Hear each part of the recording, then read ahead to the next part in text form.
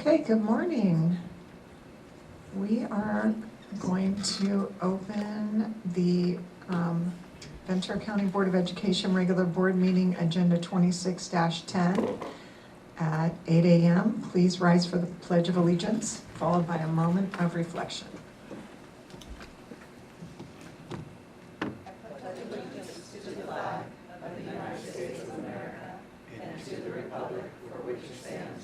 One nation, under God, indivisible, with liberty and justice for all.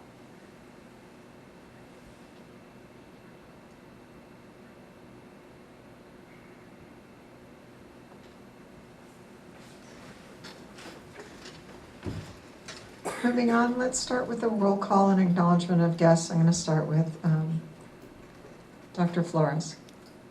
Good morning, everybody. Dr. Ramon Flores, trustee Area 5, which is major portions of Oxnard, Del Rio, La Colonia, and Ocean View. Good morning, Arlene Kidd, Area 4, mainly Simi Valley and Moore Park. Good morning, Richard Lucas, parts of Camarillo, parts of Oxnard, Santa Coy, Santa Paula, Fillmore, Piper.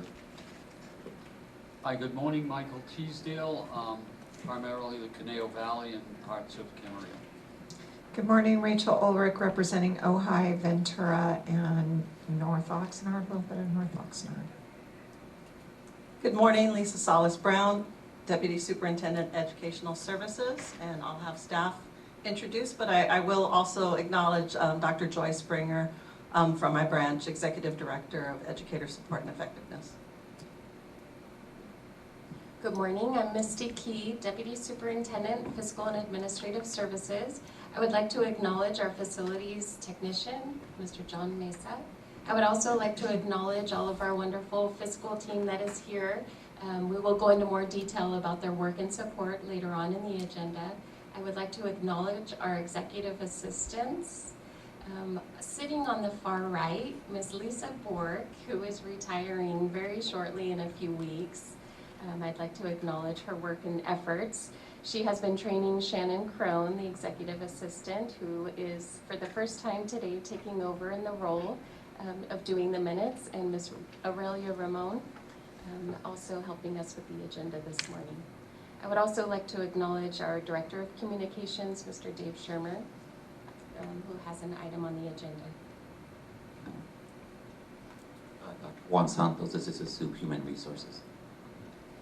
Good morning, Dr. Consuelo Hernandez-Williams, Associate Superintendent, Student Services. And I'd like to acknowledge Ms. Christina Mahone, our Director of County Program Support and Accountability. Good morning, everybody. Joanna Delegado, Assistant Superintendent, SELPA. Thank you. At this time, I'd like to call for an approval of the agenda. So moved. Second. Motion by Trustee Kidd, seconded by Trustee Lucas. All in favor? Aye. Aye. Opposed? Hearing none, motion passes 5-0. And then we're going to move on to public comments. I'm going to invite Aiden Lightdown, who is going to give us some insight into student trustees.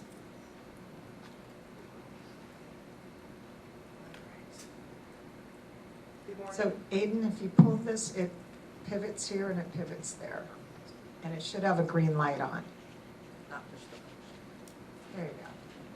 Good morning, board members, staff, and community. My name is Aiden Light. I am the former student trustee for the Conejo Valley Unified School District, serving Thousand Oaks, Westlake Village, and Newberry Park. I'm here today to advocate for the inclusion of a student board member within your governing board. I believe this to be a salient discussion as you look into next year's LCAP and the future LCAP cycle.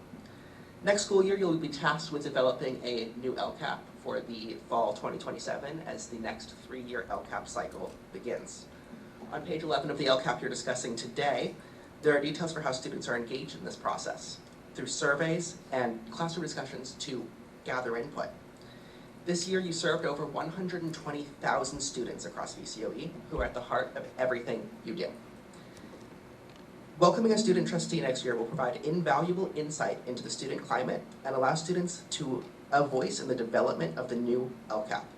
Not just there to gather input from, but to discuss, deliberate, and develop the next 3-year cycle. Your current LCAP Goal 2 is to increase and maintain collaborative relationships with all educational partners. Yet students are never mentioned in this goal as an educational partner. Gathering student input, and most importantly, welcoming a student colleague will enhance and expand the scope and nature of this goal, building trust with your community. Assembly Bill 417, Chapter October 2023, authored by Steve Bennett, who represents Ventura County and many of the VCOE school districts, quote, authorizes a pupil who is enrolled in a high school that is under the jurisdiction of the County Board of Education and who may be less than 18 years of age to be selected to serve as a pupil member of the County Board of Education, even if no petition is submitted to select a pupil who is enrolled in a high school. That means that you are able to call for it yourselves. Assemblymember Bennett serves our community and advocated for this policy at the state level, understanding the importance of student voice at the county level. Yet Ventura County, his home county, continues to not have a pupil board member at the county level.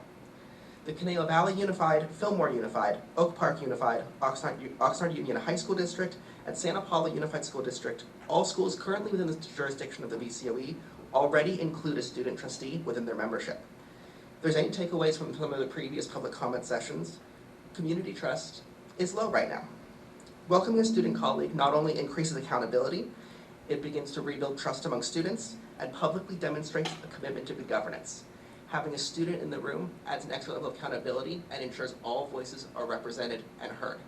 You have the ability to bring this forth yourself without requiring a petition to further show that demonstration to good governance. Thank you. Thank you, Aiden. And moving on, we're going to start with discussion, information, action item C1, and we have 2 speakers. One is ceding their time to the other, so Dan Pinedo will have double minutes.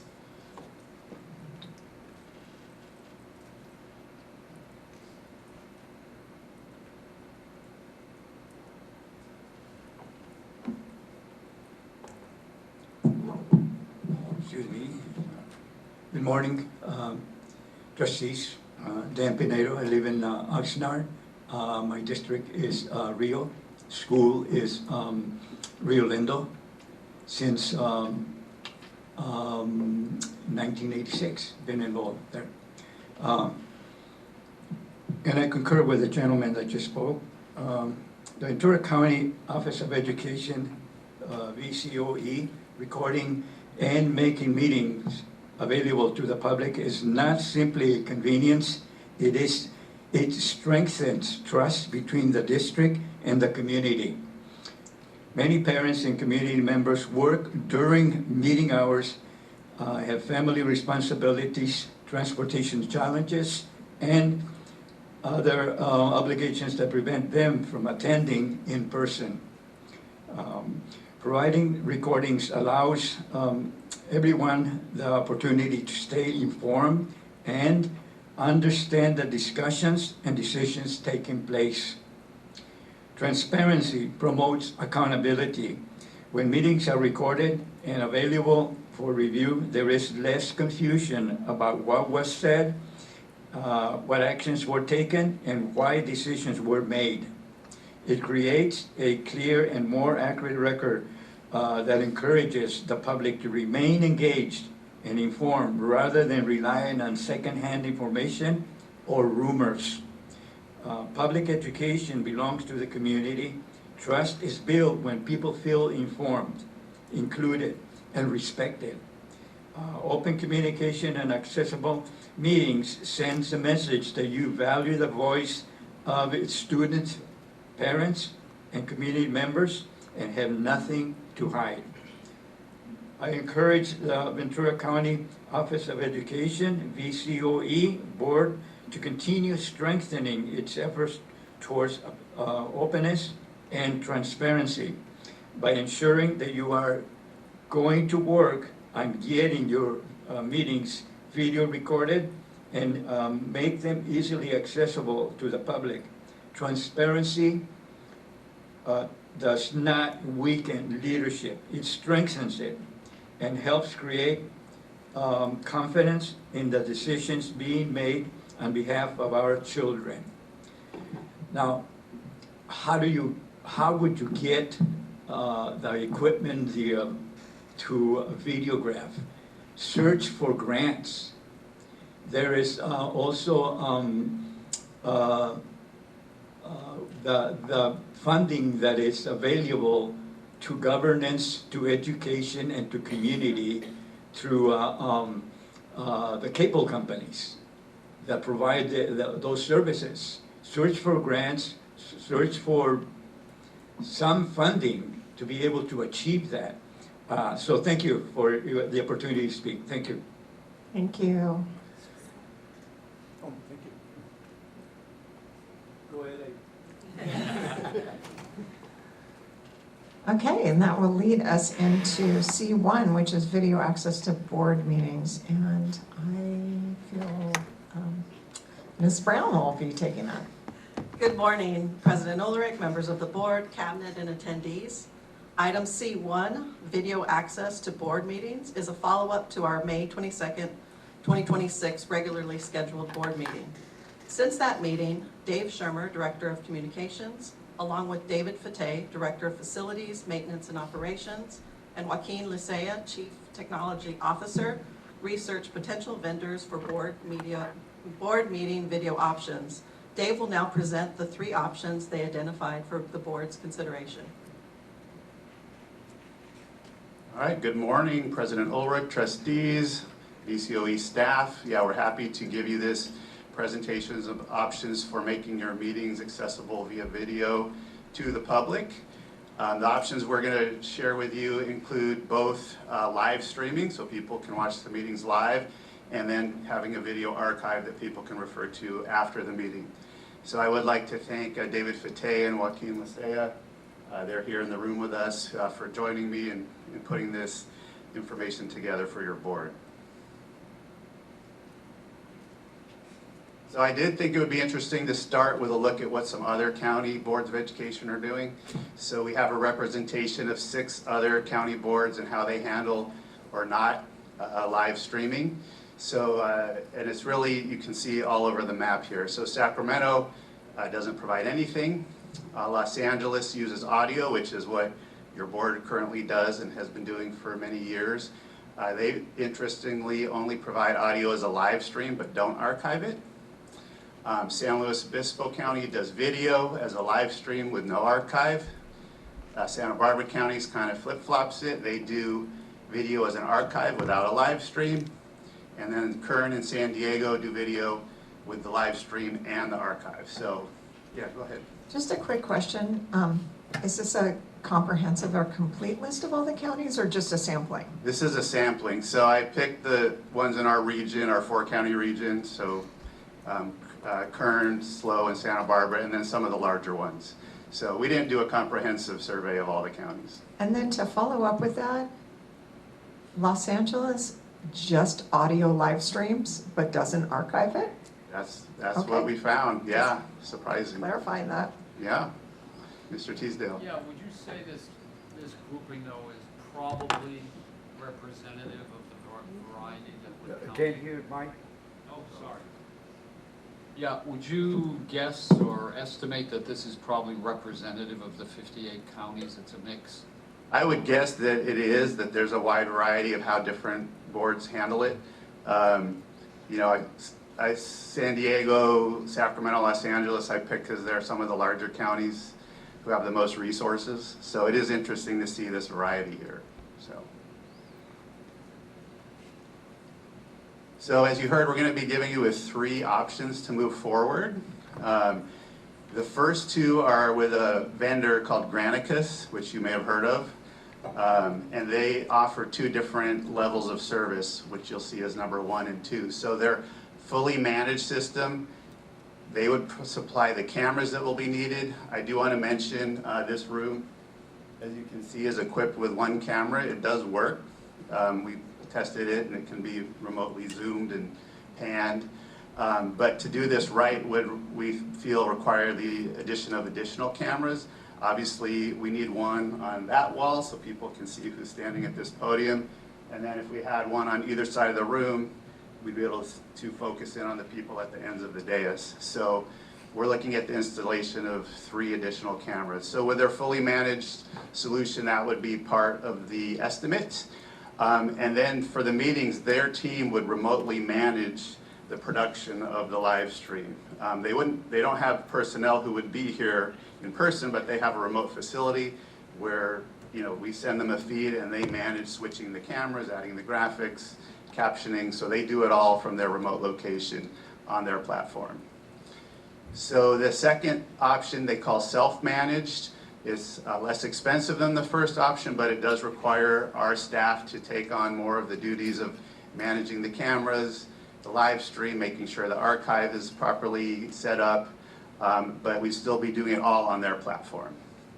Then the third option is if VCOE manages the entire production without using a vendor, and in that case, we would supply and install the cameras, we would manage the live stream, set up the archive, and we would use YouTube as both for the live stream and for the archive. And the nice thing about YouTube is there's no cost involved with using that service. So a little bit more about Granicus and who uses them locally. So in the education world, both of the Oxnard districts use Granicus, as well as Simi Valley USD. And then several of our municipalities use it as well, including the County Board of Supervisors, the cities of Ojai, Moorpark, Simi Valley, and Ventura. So, and if you've ever explored other local meetings, you've probably seen some that use their service. Madam President? Yes. Ms. Shermer, a similar question. Do we know if these flavors are Granicus 1, Granicus 2, self-managed, fully managed? I believe the Oxnard districts were the second option, self-managed. That's correct. Yeah, so David can confirm that. The cities and the county, I think, is probably a mix, yeah. Trustee Lucas. Is this just a sampling, or is this? No, this is their entire Ventura County client list. Okay. Yeah, but of course they're are nationwide. They have clients all over the country. Okay. And then I had one other question. Sure. And I'm assuming it's not, but with the fully managed, and we would be sending them the data stream, is there any issue with bandwidth or anything like that, internet-wise? I don't think so. We have pretty strong internet here, Joaquin. Yeah, no issue with that. Yeah. So to give you a flavor of what Granicus is like, this is a screenshot from a Simi Valley board meeting. They use Granicus. And one of the nicest features that they offer, which you may have encountered as you explore different meetings, is they have an interactive agenda. So this applies to the archive, not the live stream. So once it's archived, you see the agenda, you can click on an item, and then the video pops directly to that item. So it makes it really easy to navigate your way around the video, because imagine a 2, 3, 4 hour meeting trying to scan through can be very complicated. So this video linking feature is really nice. It's not automatic. It does take some manual setup to put it in place. So, but it is one of the key benefits of using the vendor. And this would be for the fully managed? It would be for both. Okay. Yeah. But there's a little bit difference in how it would be implemented, which I'll get to later. Then several local districts who don't use Granicus but still provide video access to their meetings do use YouTube. Conejo is an example. So they provide a live feed on YouTube, and then it's automatically archived so people can refer to it. And this is an option for us as well if we want to go that route. You do give up the video link to the agenda feature if you use the YouTube option. There is a way to do it, but it's complicated, and I'll talk a little bit more about that in a bit. So here's all the data that we collected with the 3 options. I'll start with the first, the fully managed option from Granicus, and the pricing you'll see at the bottom there. So it would include the purchasing and installation of the cameras. As I mentioned, they would remotely operate the meetings for us.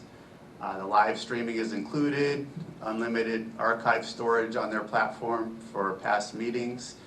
The closed captioning is a really key point in this discussion because it's going to be required to provide closed captioning starting April of next year.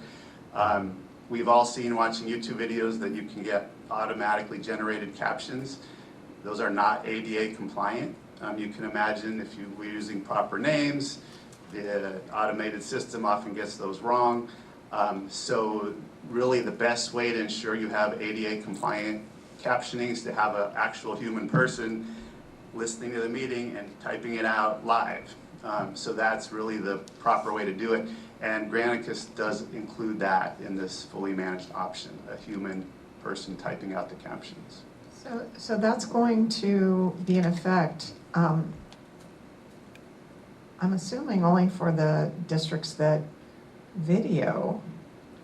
The districts who don't video.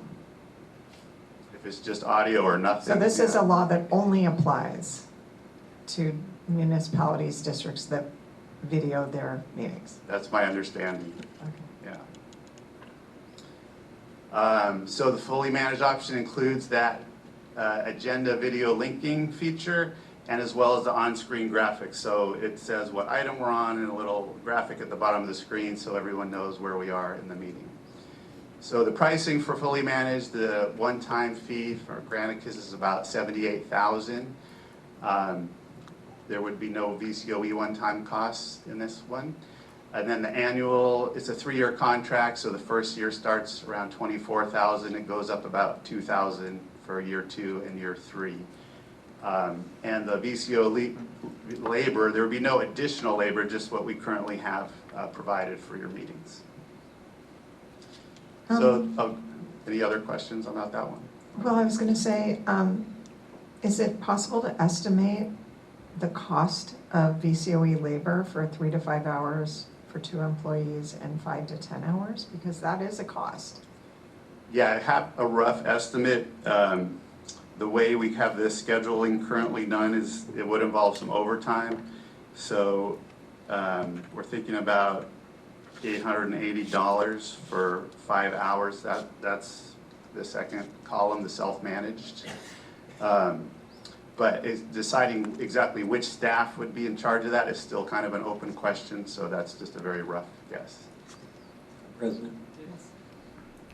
I know the last meeting we talked about that our board pays rent to use the boardroom. These costs, are these going to be completely absorbed by the board's budget? Or is this a VCOE cost that would then be divided against anybody that would be utilizing this room? I'm going to refer to Ms. Key for that one. That's a great question. So the concept of the cost of the video, it probably depends on which option we pick and then which staff is fulfilling the needs of the video, whichever version you choose, because it all depends on what is needed in order to manage the workload.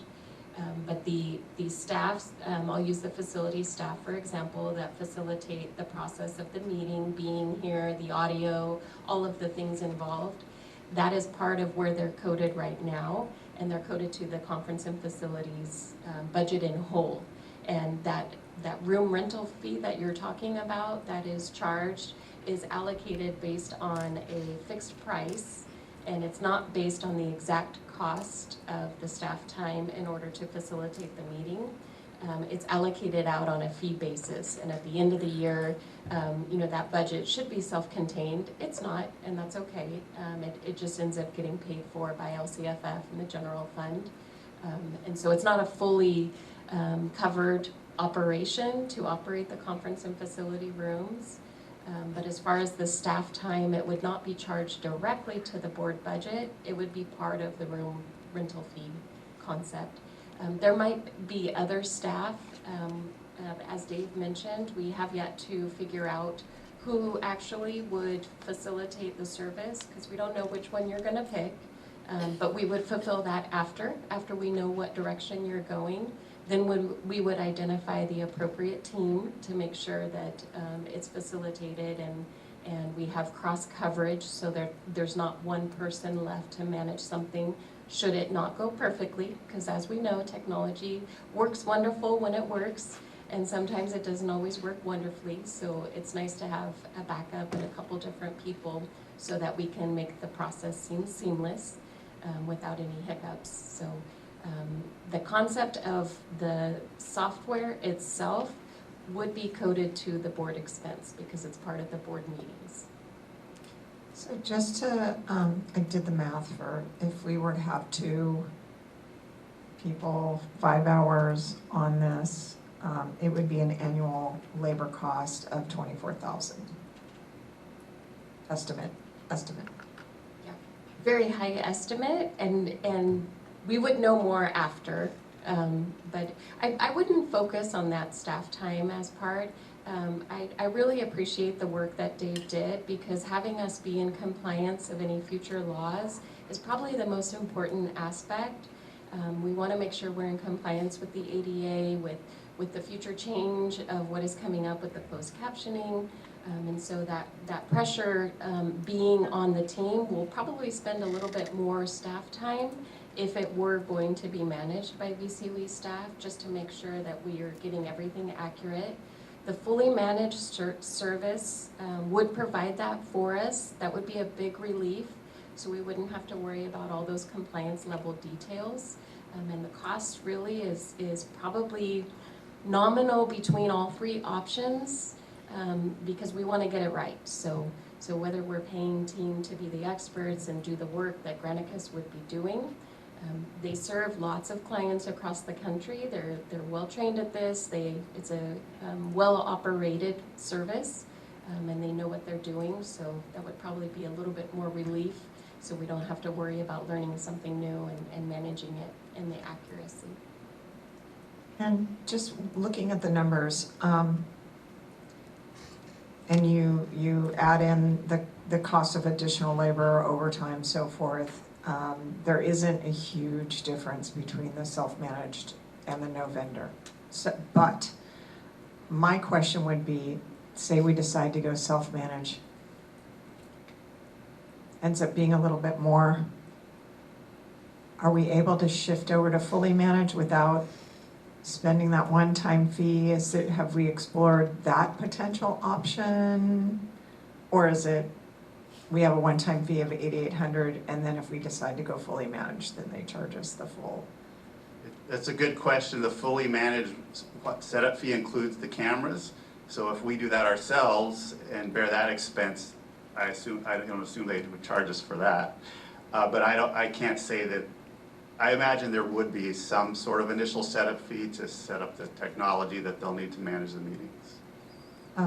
Okay, so honestly, the numbers are, the fully managed might look like it's a lot more, but if you factor in a lot of the kind of intangible things that we don't see right now, it's in the time, effort, one-time setup costs and so forth, it's not a huge difference.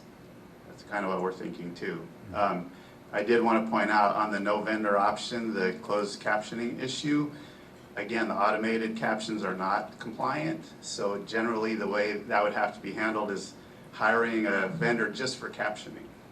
So that's an added cost that's not reflected in these numbers if we decided to do it ourselves. Other questions? Yeah, just so I understand, Dave's, on the VCOE, right, I mean, it's going to be live streamed on YouTube and archived on YouTube, versus Granicus, which will be live streamed on our website. It's on the Granicus platform, but we can embed it on a page in our website, so it looks, all like it's part of the VCOE website.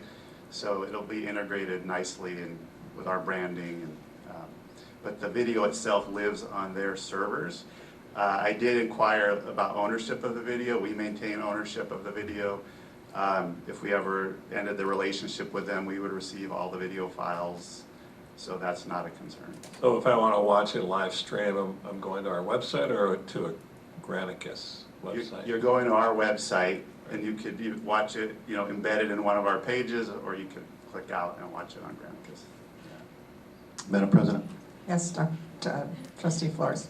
on the fully managed, and I guess even on, yeah, the fully managed one, I get that staff for Granicus is remote. What happens if we have technical issues? What happens if a camera goes down? What happens if audio goes down? And we need on-site support to remedy that. Do we lose the signal? Do we lose, basically the feed at that point? Well, yeah, if we had a technical issue in the building, it would be on us to fix it. In the short term, I assume that, if they needed to send some people out, they would do that. I don't remember if we asked that specifically. Looking at David. Yeah. But what I'm guessing is in that moment, because, we're live. We have Right. an issue, we lose the feed, then the audience loses the feed and they basically don't have access to our meeting at all. You can never know 100% with the technology, but with the fully managed, our involvement in the technology is a lot more limited. It's basically making sure the video is going out to them, and they handle everything else. With the self-managed, there's a lot more opportunity for issues to come up that we would have to handle ourselves. And one thing I didn't see in any of the presentation, any consideration about cybersecurity, cyber attacks, being hacked, kind of thing. Does Granicus cover all that under their package? As a large vendor of their size, I'd have to believe they do. I don't have a specific detail on that. Thank you. Dave, also between the three, would any or all three give feedback on how many people are actually accessing it? We will have, in any of these options, we'll know how many people are watching the live stream, how many people watch the archive, so yeah, that'll be interesting data to have. Related point, is that unique feeds or doubling up, maybe that's the wrong way to put it, or is that also just someone turning on the TV, computer, phone, whatever, and walking away? Like, how do we know they're actually viewing our content? We just know if it's being fed to them. Obviously we don't know how closely they're paying attention. Sorry, Trustee Okay. Giselle. Oh, Lucas. On the fully managed, it says for closed captioning up to 15 meetings a year. So I believe our board normally has about 15, if I remember correctly, approximately. Do we know a cost for additional meetings beyond that? I'd have to get back to you on that. Yeah, I think that's how we arrived at the 15 number. We looked at the current calendar and there were 15. As far as if something were to go down, technically, it's gonna either be our Wi-Fi, because that's what serves the feed. Well, the Ethernet, the wired version of the internet. Yeah. Right. In which case, if that were to go down, the cameras are still recording? Let's say if we lost internet, Joaquin, with the cameras, we'd still be able to record? If it goes to Granicus, probably not, but there may be a local copy on the camera. But we have to look at the camera that they're offering. So, we don't know. I assume some system could be set up for a backup recording that would be done locally, but we haven't explored that. Okay, so it's all based on internet connection. And that's the one danger. If we lose the internet, that would create an issue. Okay, because then we still wouldn't have a live feed, but we also wouldn't be recording. Well, we can always continue with the audio like we do now, and if it's a large concern, we could explore setting up a feed that's just recorded locally in that control room behind us as a backup in case we lose the internet. Okay, and that brings up an interesting next question. As you're saying, we're also recording the audio separate from the video feed that would be through. I'm saying that could be a backup solution. Okay. If we wanted to continue the way we do the audio now, so we'd have a backup recording, we could do that.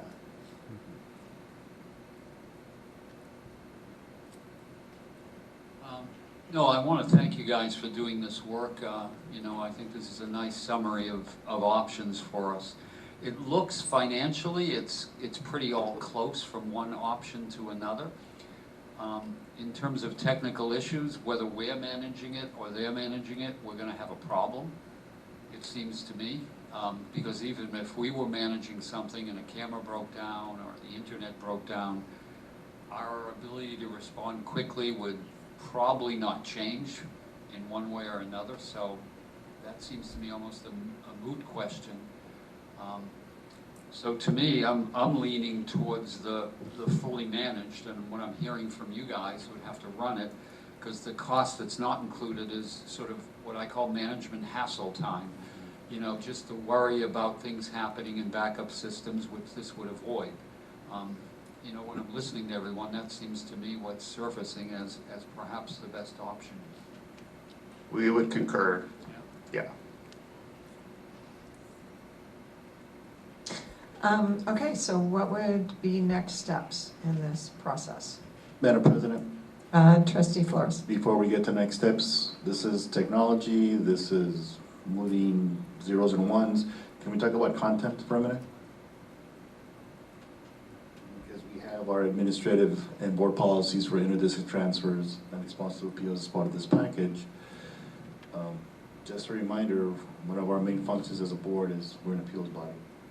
Some of the appeals that we have to deal with are incredibly sensitive, dealing with students' backgrounds, students' issues, students with IEPs, 504s, whether it's in the district or expulsion. So let's talk about that, and let's talk about putting that on the internet. Madam President? Yes, Trustee Teasdale. Yeah, I would imagine, Trustee Flores, we would just, you know, for any appeal of whatever, we would just black out for that. Or currently we record those if it's an open session. But for any expulsion, which is closed session, you wouldn't video that at all. We'd have the same rules as we would for the audio, if I'm not mistaken. Right, so what I'm offering is the expulsions are under closed session, interdistricts, the parents have the option.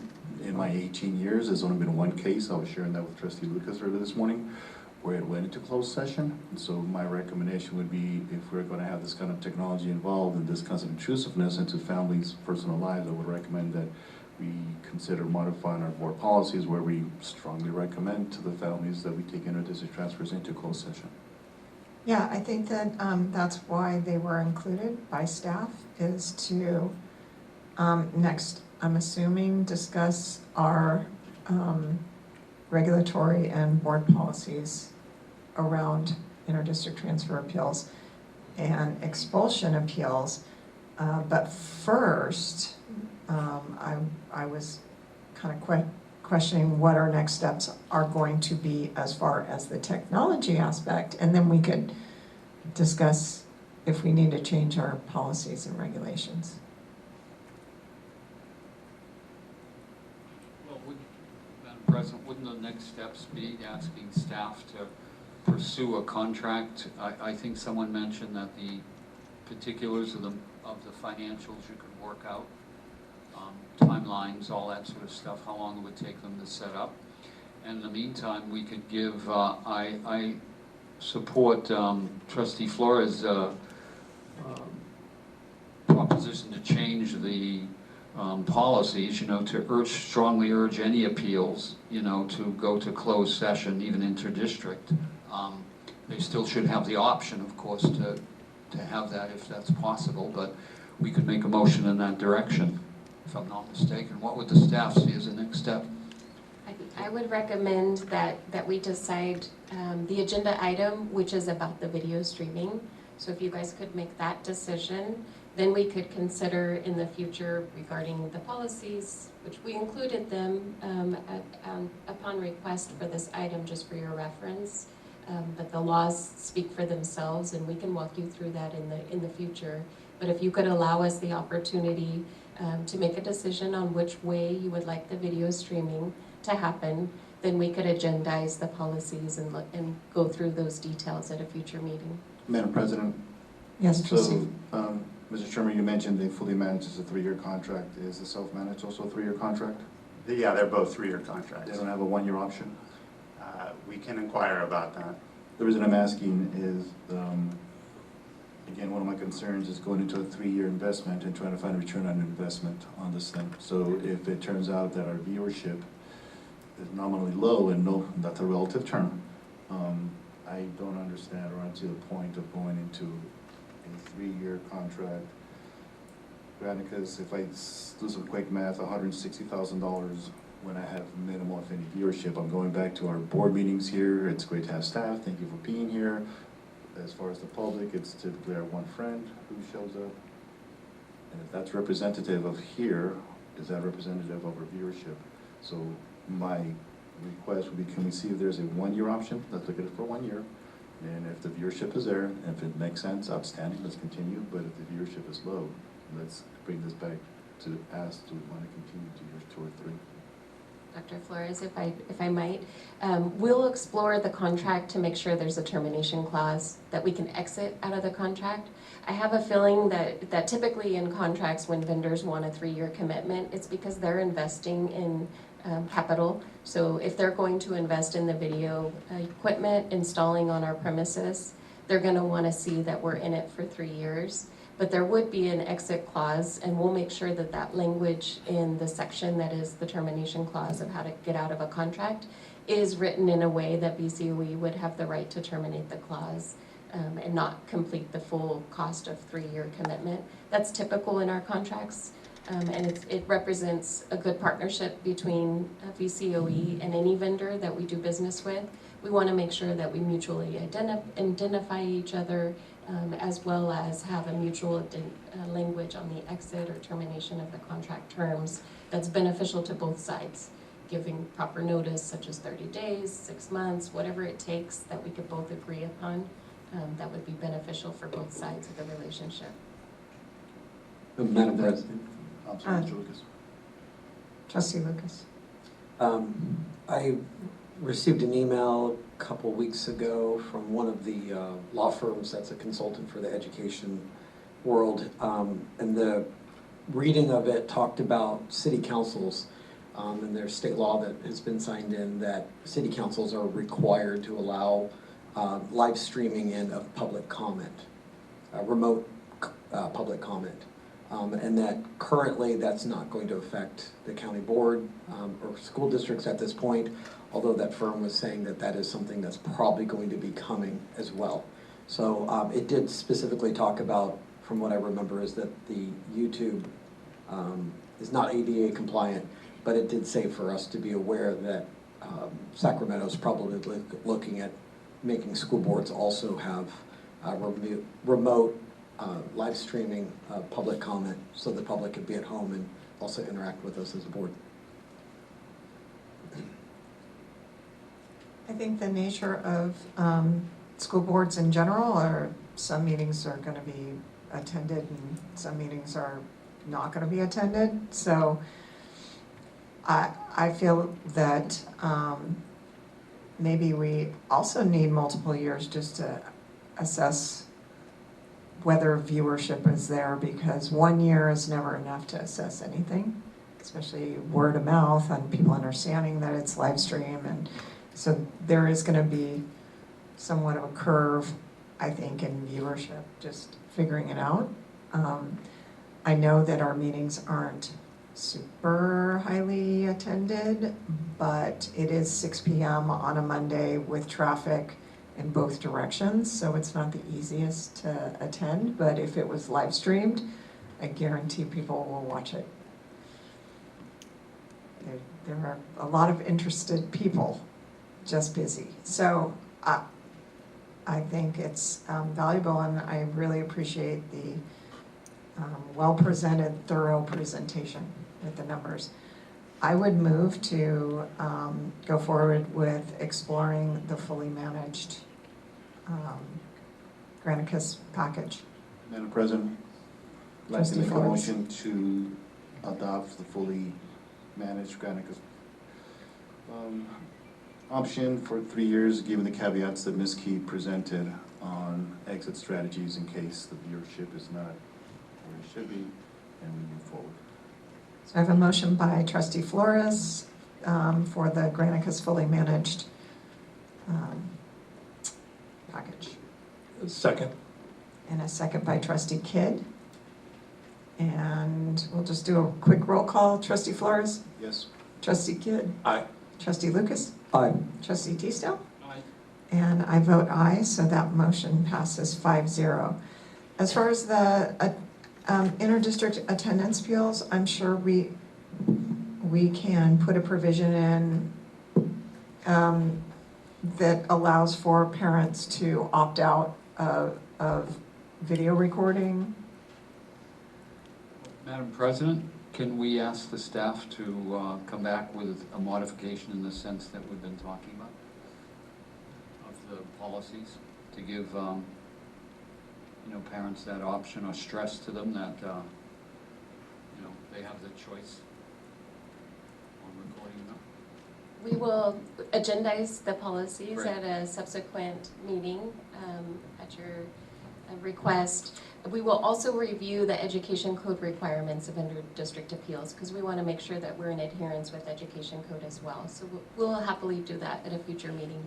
And I'm assuming expulsion appeals are always closed session. That is never to be videoed, so that's pretty black and white. Madam President, Trustee Lucas? what type of lead time are we looking at? It's a good question. Like you, we would want to get this done as quickly as possible. And it depends on the vendor schedule, and we can obviously update you on that as we proceed. They didn't say anything a couple months or approximately? What do you recall? I don't recall, but also the availability of the boardroom, because we have meetings constantly here, so we have to schedule the installation of cameras and the equipment rack outside of the board schedules. Okay, thank you. Install 3 cameras, is that? Yeah, we keep the one we have, and 2 more in the back, and then 1 on this side. Yeah. But too, going back to the inter-district transfer appeals, so closed session that also means if they can request that, clearing the room of anyone who is not part of it. So people came in, they have a right to address anything in a closed session prior to the closed session, but then it would be clearing the room of anyone except for the parents and student if they came. And my understanding, that's done at regular school districts and the community college districts, so it's not crazy that we would do that as well. Any further discussion? Thank you so much. That was extremely helpful. And the quick turnaround on that, so appreciate it. All right, we move on to C2, which is public hearing for the Ventura County LCAP. Board President, trustees, it's my pleasure to welcome Ms. Christina Mahone, who will be providing the overview on the public hearing for the LCAP. Hey, good morning, President Ulrich, trustees, cabinet, colleagues, and community members. I'm happy to be here with you all this morning to present our VCOE LCAP. This morning I'm going to share our goals for the 26-27 school year. I'm going to present the budget overview for parents, and then I also am excited to share some highlights from this school year, this year's LCAP, as we're wrapping that up. But before I begin, I just want to acknowledge that the monitoring and developing of the LCAP is truly a collaborative process that involves both our programmatic team members and our fiscal team members. So I just want to acknowledge our internal business team, Lisa Klein, Gloria Moya, and Deanna Escobar, and then our Gateway and Providence teams led by Stephanie Rodriguez, who I have worked closely with throughout this whole process. And so this LCAP is really a product of that collaborative work. So I just wanted to share that before we get going. And then just to kind of refresh everyone's memory and provide a little bit of context, the LCAP is a 3-year plan. We are just wrapping up year 2 of that cycle. Next year marks the end of our 3-year cycle, and then in the 27-28 school year, we are going to have a whole new 3-year LCAP. So at its core, the LCAP describes our goals, our actions, how we are using our resources to meet those actions and lead to positive student outcomes. The LCAP also has to address all of the state priorities and any local priorities we have identified. But really beyond the compliance piece, the LCAP is a living tool that really helps us do the planning, monitor our progress. It just really guides the work that we do throughout the year for our students. So our VCOE LCAP is structured around 5 goals. Together, these goals address all of the required state priorities you see on this slide.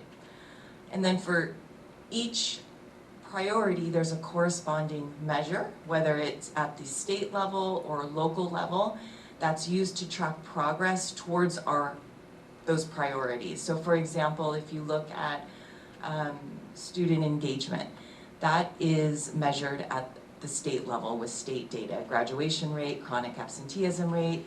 But on the other hand, something like academic standards, there's no state level data collected on that, so we use local data to measure how we're tracking our progress. So you're gonna see those measures in the LCAP in the metrics section for each goal.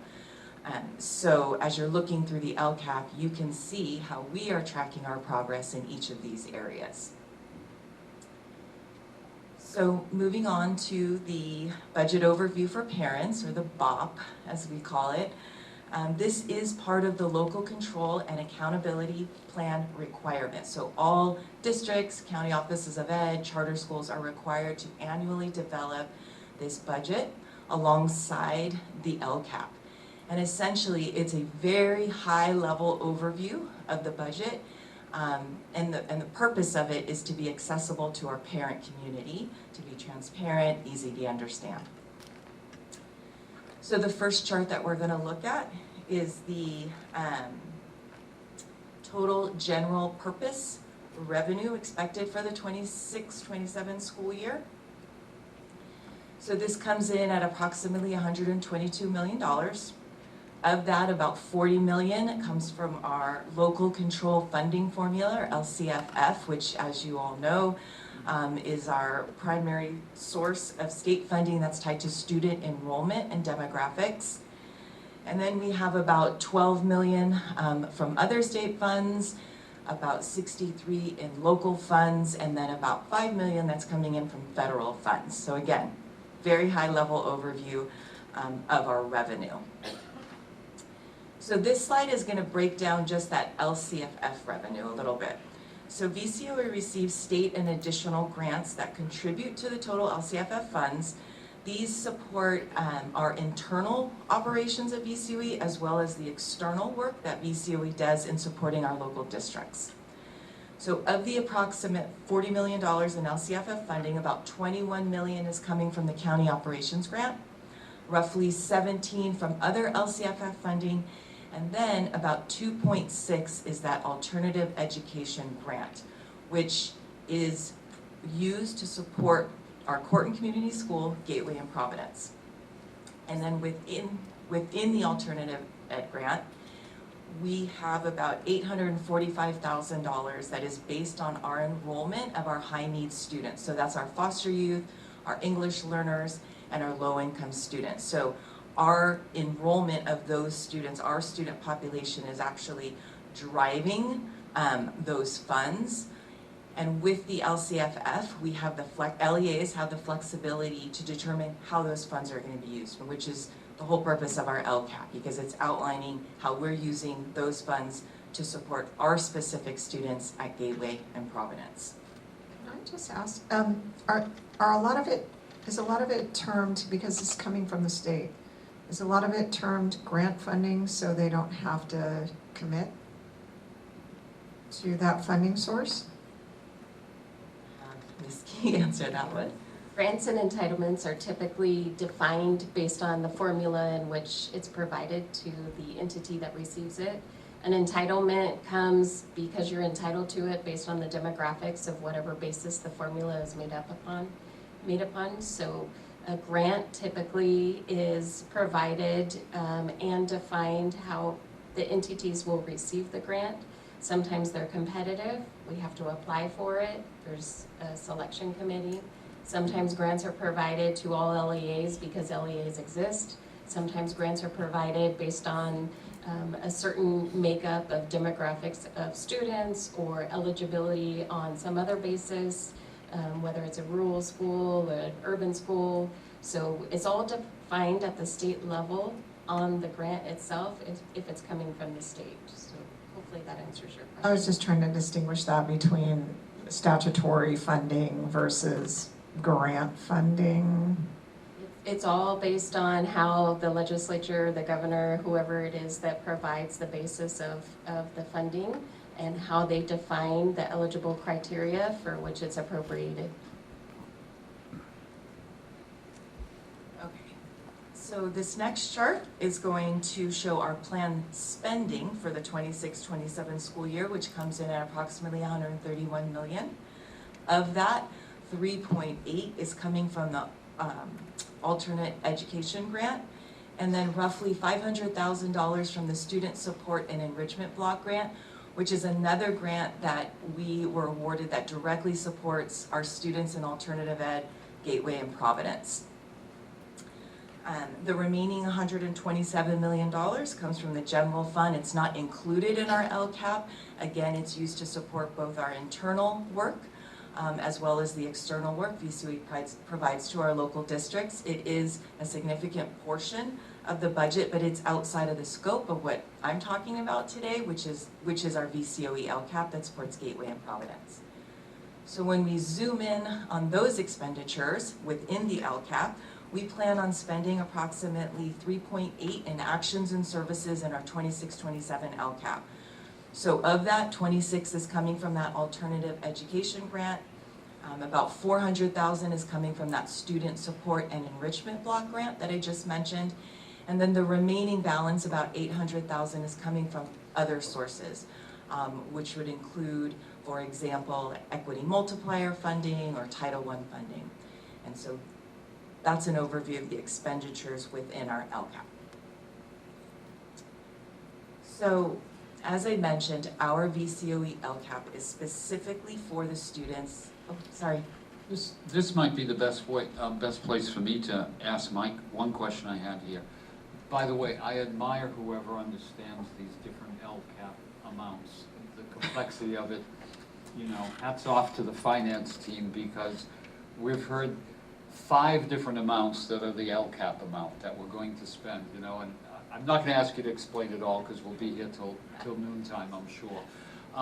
I did notice in there that at one point, and this is why I'm asking it here, $1.2 million was budgeted for high needs individuals, and I guess $880 was spent. And I wasn't sure whether the $880 actually spent was the LCAP money, or did we put in the extra $380 to get up to that 1.2 that's budgeted? I'm confused. I guess. So I think the 880 that you're referencing is the chart for the increased or improved services from the previous LCAP. Is that the chart you're looking at? It's actually my notes here. Yeah. So the chart that the number you're referencing is increased or improved services, which ties directly back to. But it was focused on high needs individuals. Right. Yeah. Exactly. So you see the supplemental and concentration grants that's for next year. The number you're referencing was the number that we were ordered from this current year. Yeah. And so at a minimum, we have to use that amount to support our high needs students. Okay. And so typically, you know, it gets a little tricky because our LCAP is strictly for Gateway and Providence, and the slide I'm going to get into is going to show you why all of our students at Gateway and Providence fall into that category. So a lot of our actions are going to hit all of the student groups, and so at a minimum we spend that number.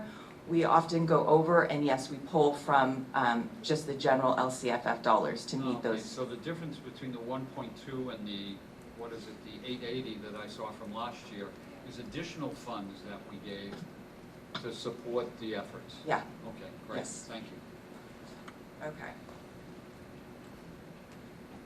Okay, so I just wanted to kind of spend just a little bit of time painting the picture of the students that we're serving at our at Gateway and Providence. So the data that you're looking here is pulled from the 2025 California dashboard, specifically from Census Day in October. So it is just a snapshot, and as you know, enrollment at both of those schools is fluid. We are enrolling kids all throughout the year. So this is just a snapshot, a point in time look, but it really does paint the picture of the students what we're serving. And so what this data tells us is that a high percentage of our students at both sites are socioeconomically disadvantaged. We have over 30% of our students that are English learners. 30% of the students at Gateway are experiencing homelessness. At Providence, 46% of the students had IEPs. And then that non-stability rate, that I introduced to you all when I presented the LCAP last year. So it was a new piece of data that the state's collecting and reporting out on. But what this tells us is the percentage of students that do not stay enrolled with us for the entire school year. So you look at Gateway, 86% of the students, 97% at Providence. So there's a lot of turnover. These kids are in constant motion, switching schools, starting over. And so when these students enroll in one of our schools, the support that we provide needs to start on day one. So we need to meet the student where they are. Oftentimes, before we can even get to the academics, we need to make sure that our students are feeling safe, they are feeling heard, they feel that the adults on campus care about them, and that is exactly what's happening at our schools. The teams at Gateway and Providence are doing just that every single day with each of our students. So,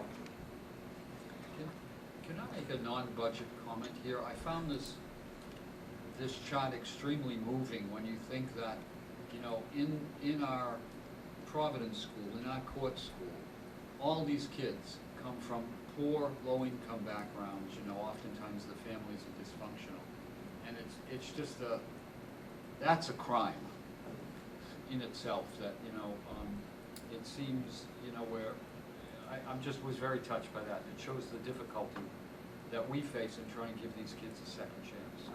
And Mr. Teasdale, I'll add to that.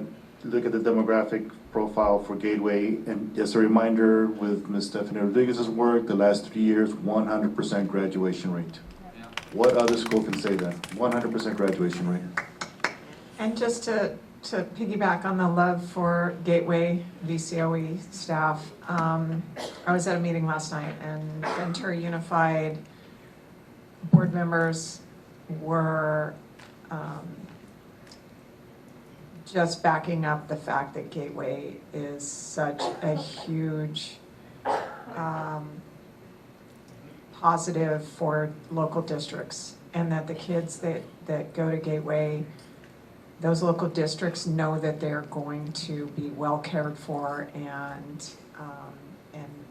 have some habilitation to get back to those districts that they're coming from. And so a lot of positive feedback about Gateway from these local districts, which was really nice.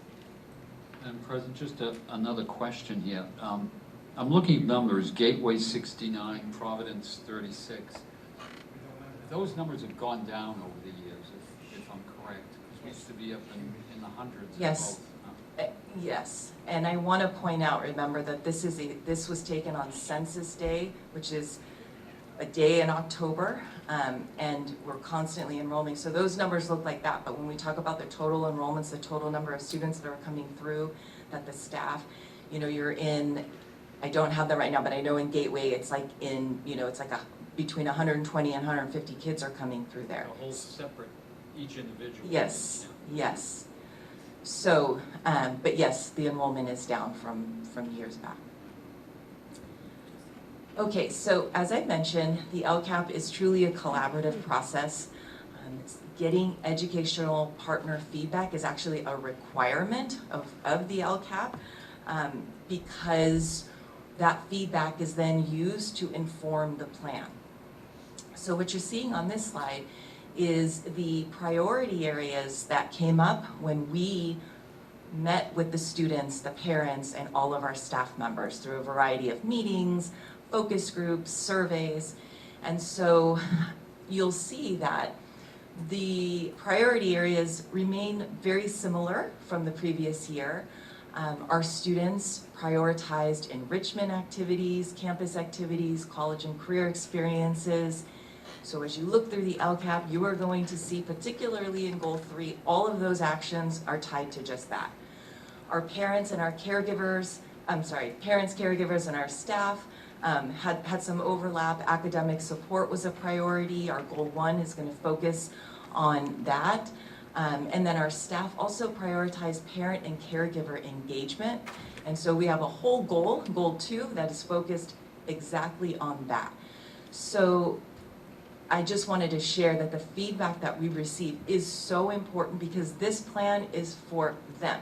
So we want to make sure that all of the actions in there are about the work that they want, the support that they need. So you can really see that in the LCAP and in the work that's done at our schools.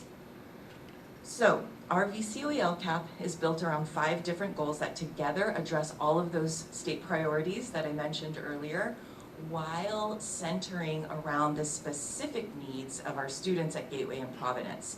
So Goal 1 is our academic achievement. So this goal focuses on improving academic outcomes for our students through things like professional development for our teachers, having teacher collaboration time, credit recovery opportunities for our students, our English language development for our English learners, and then targeted supports for our students with disabilities.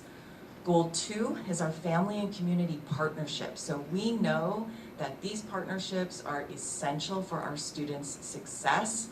And so our teams are always thinking of meaningful ways to have our families participate and engage in the school community. We also have strong relationships with community organizations so that we can really provide a comprehensive level of support to our students and also their families. Goal 3 is student engagement. So this is our focus goal. Gateway and Providence both qualify for equity multiplier funding because their non-stability rate is greater than 25% and our population of socioeconomically disadvantaged students is greater than 70% at both sites. So we get additional funding, equity multiplier funding, and along with that, we had to create a focus goal. So we did this at the start of this LCAP cycle. We created that goal, and at the time we had to incorporate the low performance areas on that dashboard, that current one, which was suspension rate and chronic absenteeism rate.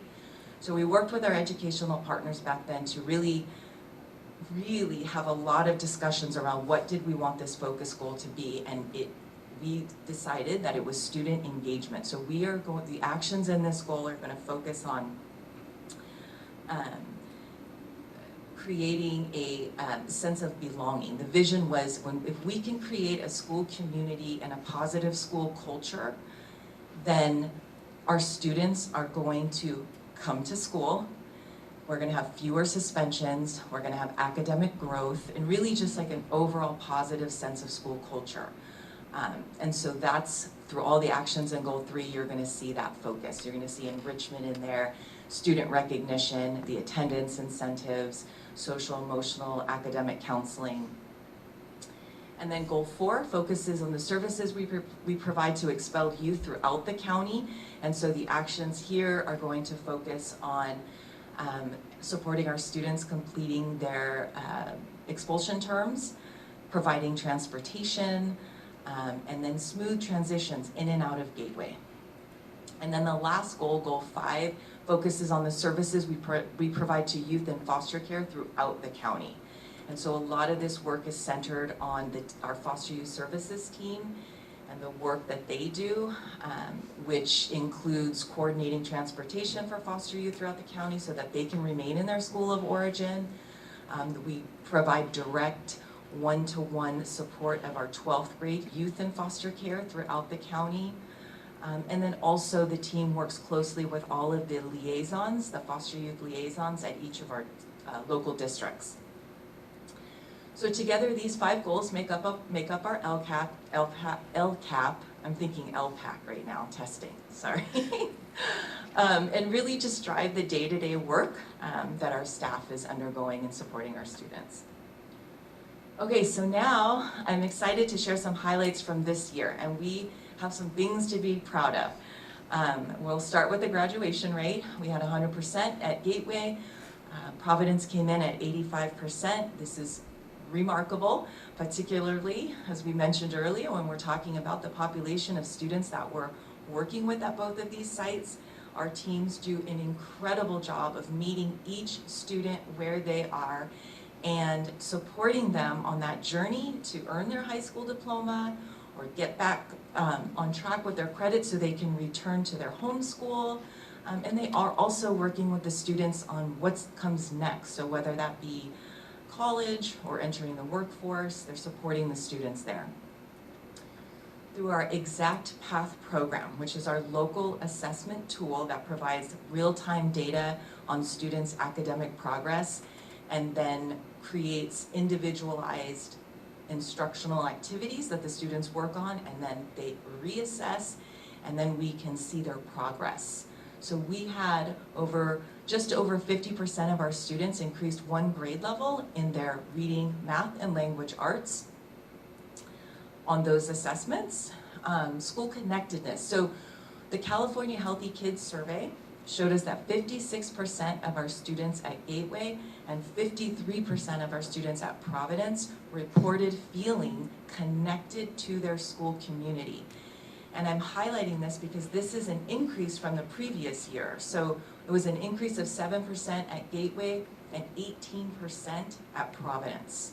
And really ties directly back to all of that engagement work that I was talking about. So both of our sites show growth on the LPAC, which is the state assessment our English learners have to take, that assesses their English proficiency. So at Gateway, we had 3% of our students scoring proficient, and we had at Gateway 43% of our English learners increased one level on the assessment, so moving in the right direction on that assessment towards proficiency.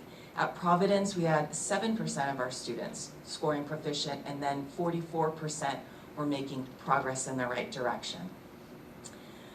We are also super excited that we updated our EL reclassification criteria this year. So this is the criteria that a student, an English learner student, is required to fulfill in order to be reclassified as proficient. So there's 4 criteria. The first 3 we have no control over. The state sets those. But the 4th criterion, LEAs have control over. So a lot of research was done looking at that criteria 4 among other LEAs throughout the state. And we have updated our criterion 4 to be equitable for our students while still remaining in compliance with Ed Code. So what we are doing now is if a student meets the first 3 criteria, we are now comparing our English learner students in their reading level and language arts level with their grade-alike English-only students at their school. So we believe that is a better representation. I mean, the intent of this is that an English learner student is able to be successful in the classroom at their school with their peers. And so we are very excited about that change that was made this year. A few more highlights that I wanted to make sure we celebrate. We had 9 students completed the food handler certification this year, opening doors for any students that are interested in working in the restaurant industry or food industry. We also collectively had 200 credits earned by students in credit recovery. So this is outside of the instructional day where students have the opportunity to maybe retake a class that they had taken before and didn't pass, or they don't have full credit, or they're just trying to get back on track. So it's a great opportunity for students to get back on track towards graduation or returning to their home district. At Gateway, our overall suspension rate dropped 7%. And when we look deeper at the data, for our socioeconomically disadvantaged student group, it dropped 9%, and for our students with disabilities, it dropped 14%, which is significant. These are significant reductions, and really shows us that the work that's happening at Gateway is working. We have the Reset program, which is, we're just finishing up our 3rd year with that program, so it's been in place for 3 years, where it's a teacher-led program where students are able to go in there and get support with maybe some behaviors that might be getting in the way of their academic program. So they're getting interventions, social emotional development, restorative practices. And when we look at that data, it shows the staff that the work they're doing is really making an impact. Can I ask you a quick question? On the 85% for Providence, if we have a student who leaves Providence before they graduate, but they go on to graduate somewhere else, is that reflected either way?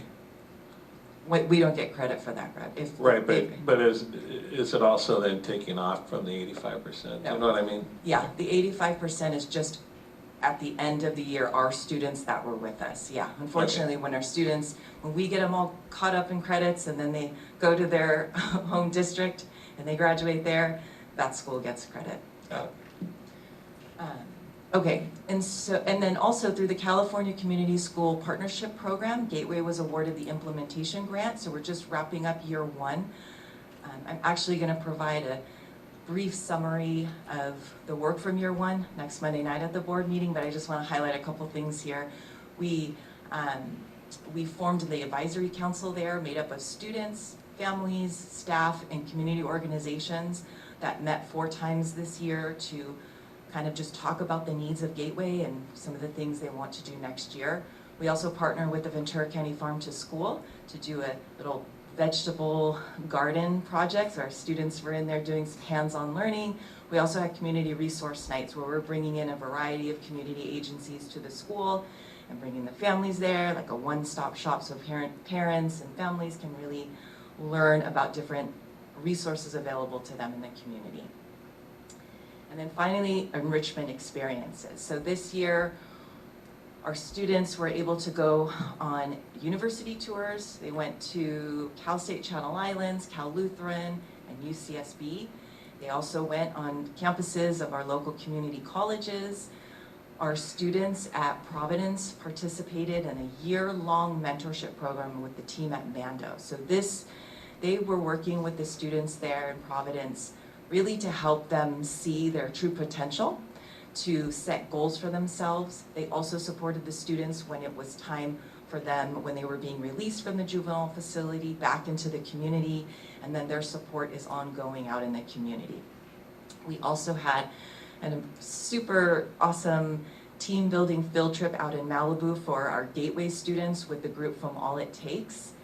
And then our students at Providence participated in the 6-week SEL book club. They've done that for the past, this I think is the 3rd year they've done that and they love it. And then we had 3 different groups of students at Gateway. They got to go on the field trip with Real Guppies where they went down to the harbor and got to learn about our local ocean ecosystem. We had many different motivational presentations for our students at both sites. So we brought in speakers. We had Hamish Brewer, who was a favorite at Providence. We had Coach Al, we had Project Rebound.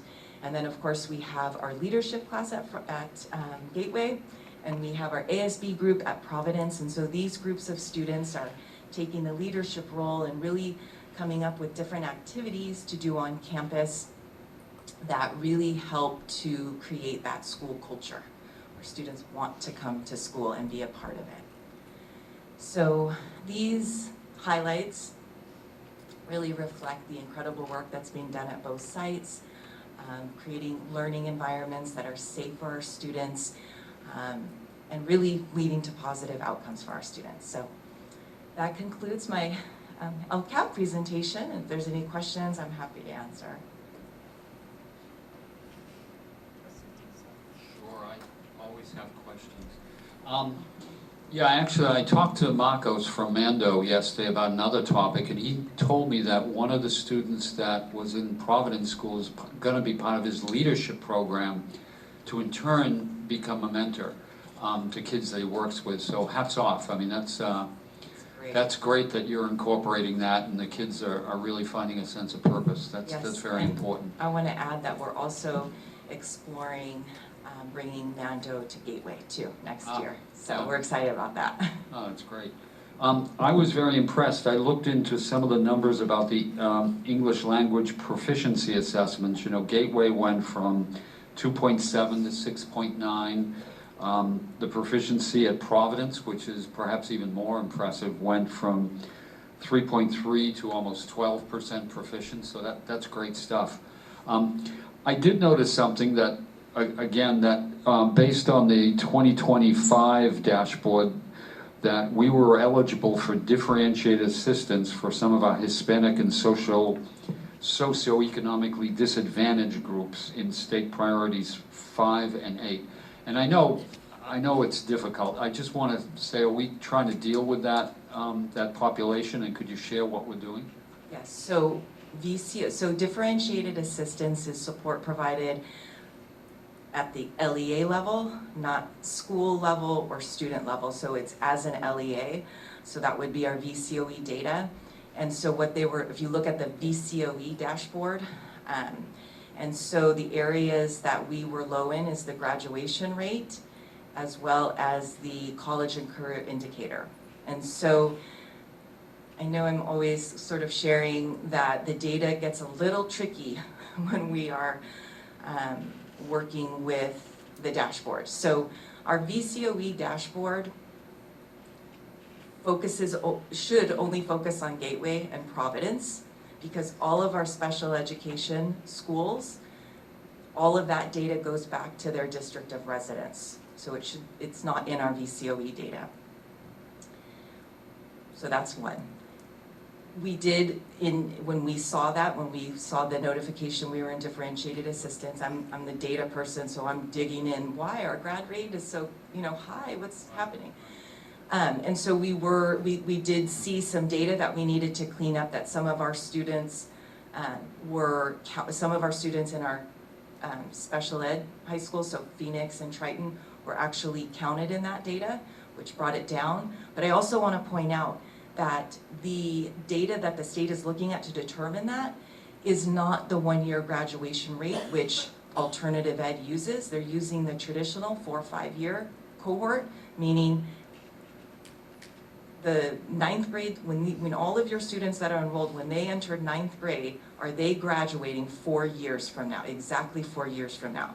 Well, we know that alternative ed, we're alternative ed, so that's the data that they're looking. So that we've cleaned up our data collecting to make sure everything is correct, but we're also aware that we're using the 1 year grad rate and we're tracking that, and so our students are doing well. The other piece of data is the college and career indicator, which is very tricky because and they're working on this to sort of make it more equitable for all our alt ed students.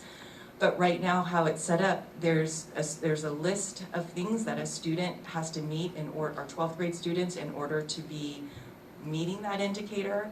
And they're just not set up for populations where we have students for a month, 2 months, 6 months, no more than a year. For example, completing a CTE pathway. We have, you'll see in the plan, I'm always reporting out, one of our metrics is CTE participation or dual enrollment participation, because we don't have the students long enough for them to complete a whole CTE pathway. So there's work on that, but so to answer your question, yes, we are in differentiated assistance, and we are meeting as a team. We are partnering with the CDE, the California Department of Education.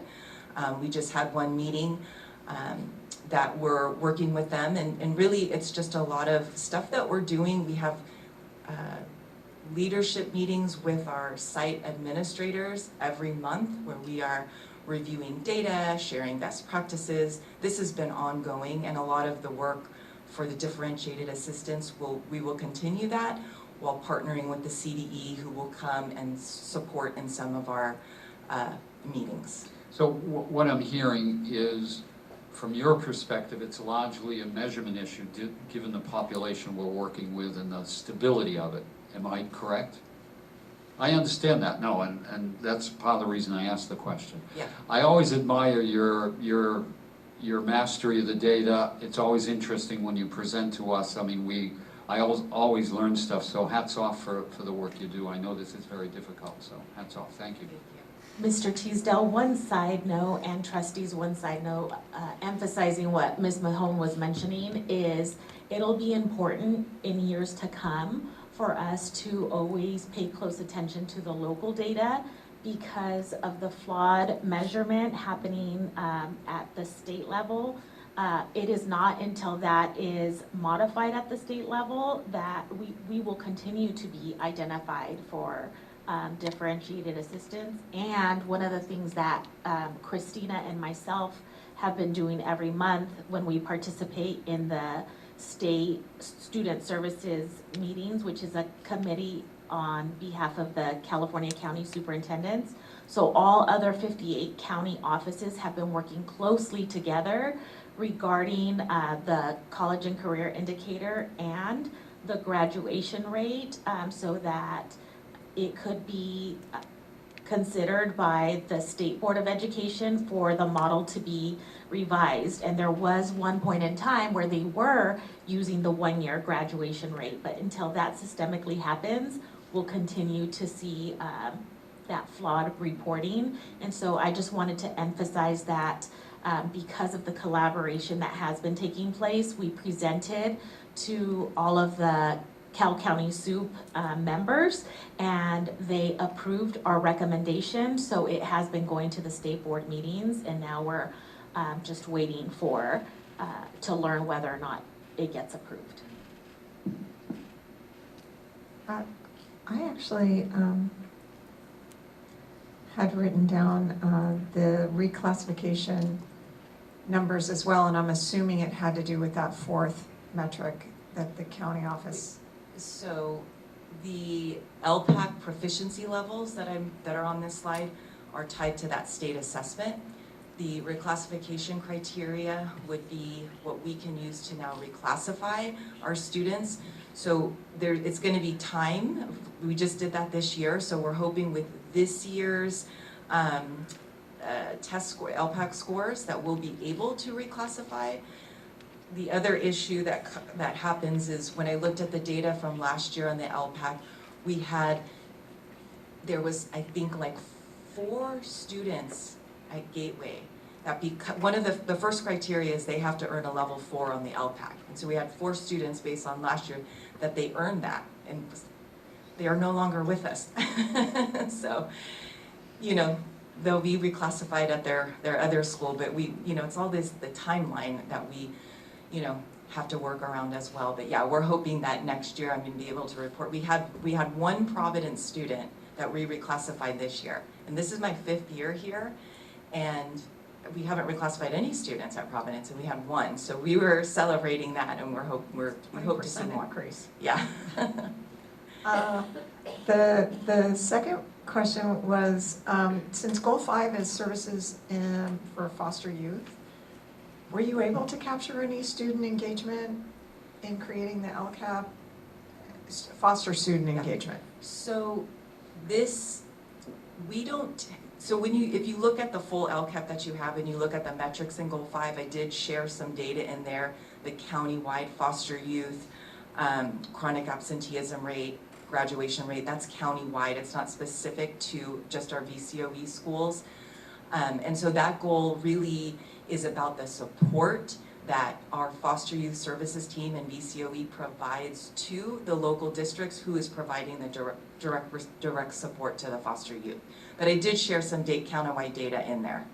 Well, I guess my question was, were you able to have student engagement in choosing the supports that the county office provides? Oh, I see what you're saying. Within the LCAP? Yes. Yes. So a lot of that is coming from the information you see in Goal 5 is I'm working closely with our foster youth services coordinators. We have a coordinator, we have a case manager, and they meet regularly with the liaisons. They have and I've shared this with you all before, the Executive Advisory Council, EAC, where they meet regularly, not only with our liaisons, but our community organizations, higher ed partners, and they have those meetings. I shared with you, I think at the mid-year, that they went out to Oxnard College and had a meeting. They had a meeting at Casa Pacifica, and that's where they're getting all of that information, and then they share that with me, yeah.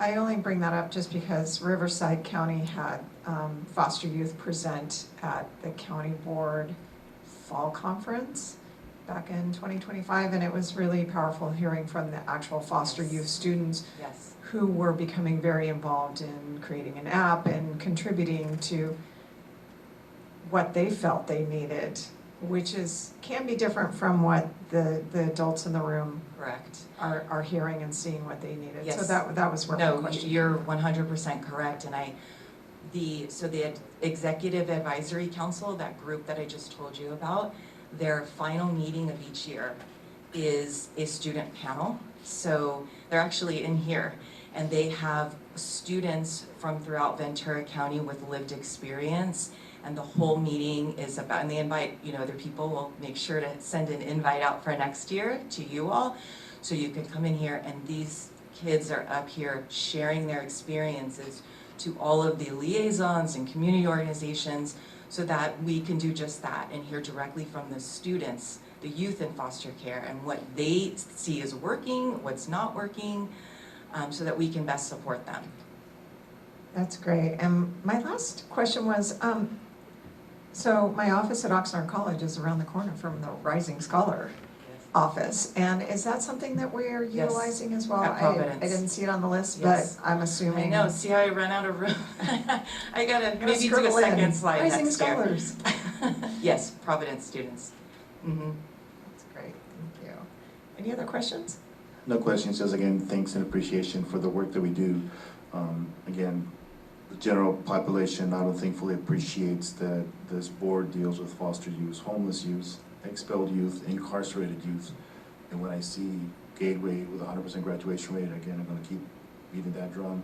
And even Providence at 85%, when I look at the other school districts across our county, yeah, they may be around 85%, but those kids are not incarcerated and have the demographics that we presented earlier, the challenges that we have, and it speaks to the work of VCOE. So just thanks and appreciation for everything you do. I'm sorry, I had one other little question. We used to do surveys of parents and teachers. I think I noticed that it's mostly, what you mentioned in the LCAP list from last year was at least mostly sort of parent-teacher meetings and trying to get data from that for the input. How is that going with the parents? I know it's difficult to get parents involved, but could you share that with us? Sure, yes. So along with the in-person meetings, so the school site council and the English Learner Advisory Council that we have at both Gateway and Providence, so these are two committees where we're inviting families and students, where we're getting feedback. We also push out a survey every spring in April to all of our educational partners. And I open it up to all of our schools, so not just Gateway and Providence. I also get input from all of our special ed schools and share that data. So we have our staff, certificated, all staff, community organizations, any agencies that we work closely with, we have them fill it out.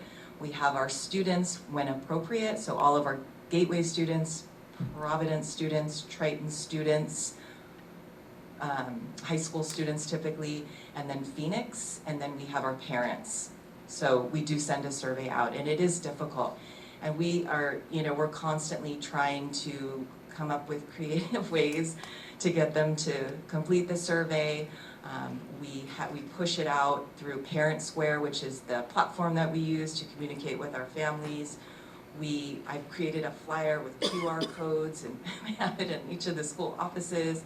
So if parents are coming for meetings or whatnot, they can scan that. But yeah, so when I summarize the educational partner engagement, that includes the surveys, it includes the in-person meetings, the staff meetings, and then we have staff, actually Stephanie Rodriguez goes into classrooms and she just talks to students to get their voice in this. So she's asking questions and she's taking all these notes and she gives them all to me, and we get it and it informs the plan.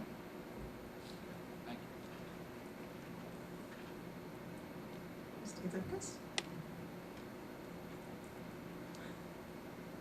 All right, Thank you, thank you. I am going to make two suggestions. One being that we formally extend the meeting till 10:30 to be safe.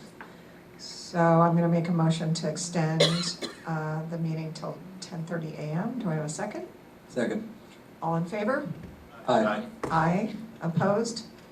Hearing none, that motion passes. And at 9:35 a.m., I suggest we take a 10-minute break. Madam So- President, as a matter of technical recording, that item was a public hearing, and there is a public hearing requirement. So now that we've heard from staff, if we could just follow up and open up the public hearing so that we adhere to the law. We will open up the public hearing at 9:35 a.m. for the presentation of the LCAP.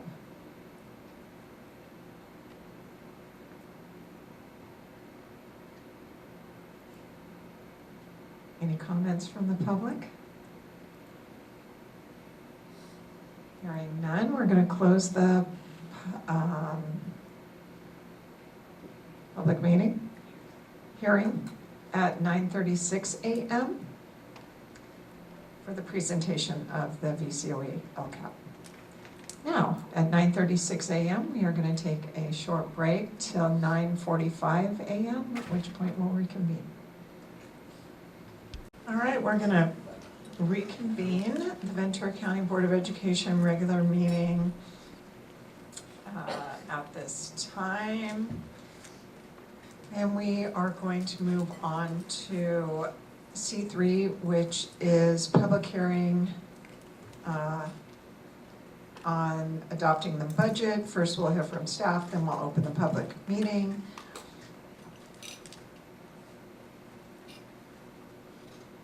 Take it away. Okay, thank you very much, trustees, staff, public. I'd like to thank the budget team specifically for all of their work leading up to the development of what you have before you, which is the VCOE budget. This effort is led by Executive Director Lisa Klein. She leads a team of other folks who work very, very closely with other program, department, school site staff in order to update all of the details needed to put the budget together. We have them with us today. I would like to introduce Gloria Moya, Director, and our three budget and accounting specialists, Nicole Salem, Deanna Escobar, and April Guerra. Their efforts to put together the budget is, you wouldn't believe it, but they spend about 4 or 5 months putting together the details between getting the information on which positions will be coded to which grant, the transfers, etc. There is a lot of effort throughout VCOE to gather all of the information and details to make sure that we have the best information up to date and projecting as accurately as possible with the limited information that we have at the time we're compiling the data. I would also like to recognize and acknowledge, also with us today, in case there's any other questions that are related to the external business department known as the School Business Advisory Services, we have Danny Brook, Kathy Niss, and Stephanie Belisario. They're an integral part of all the transactions that happen within VCOE on behalf of school districts and charter schools and the connectedness that we have to the county treasury. They're part of the team, not to develop the VCOE budget, but absolutely part of everything that happens on the financial transactions for VCOE and all the school districts and charter schools who are in our financial system. So I'd like to acknowledge and thank them also for their time this morning in case there's any questions that they can help get the information to the board. So starting with the assumptions page, Aurelia, if you could please open up. Thank you very much.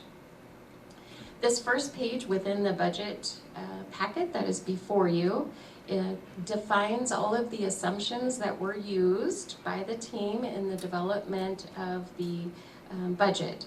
All of the revenue projections, salaries and benefits, supplies, and other categories were adjusted to the details that were known.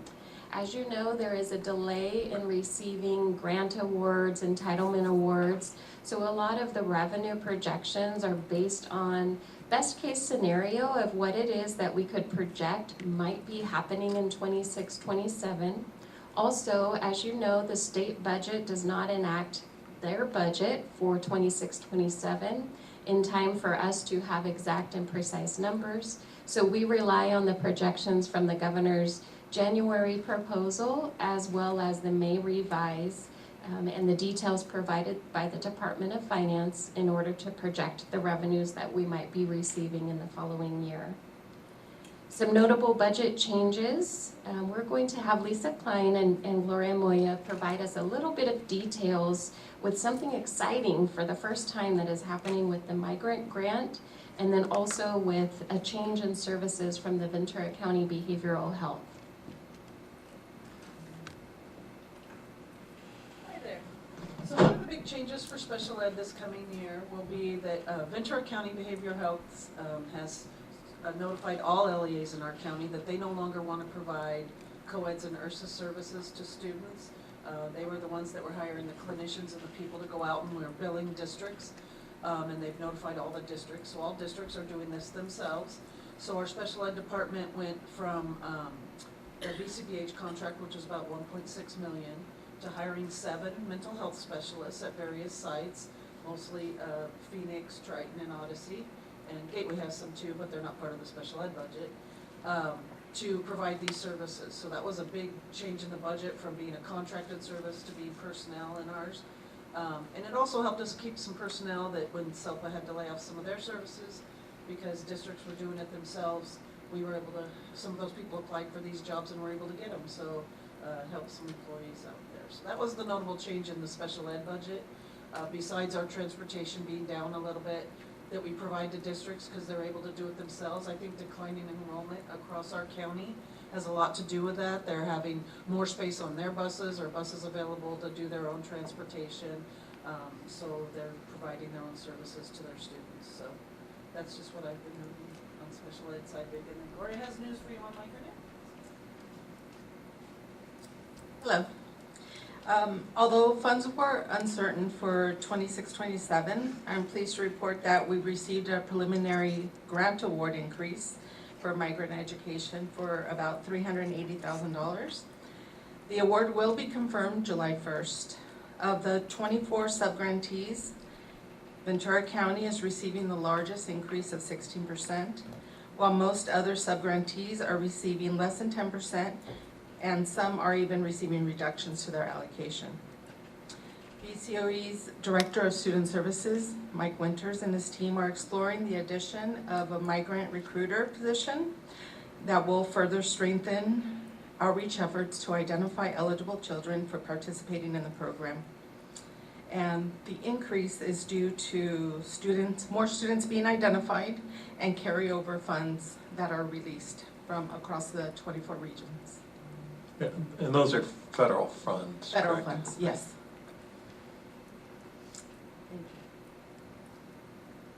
Thank you, Lisa and Gloria, for that additional detail on those highlights of those program changes. Aurelia, if you could now go to the program summary pages. This is a summary of all the programs, by revenue and expenditure, and also with beginning balance estimates. So as you know, we don't close our fiscal books until August or September. So these projections of beginning balances are estimates at this time, and then the ending balance, of course. So I'd like to point out within the SELPA line, the SELPA regionalized services, we are projecting to carry forward about 13 million.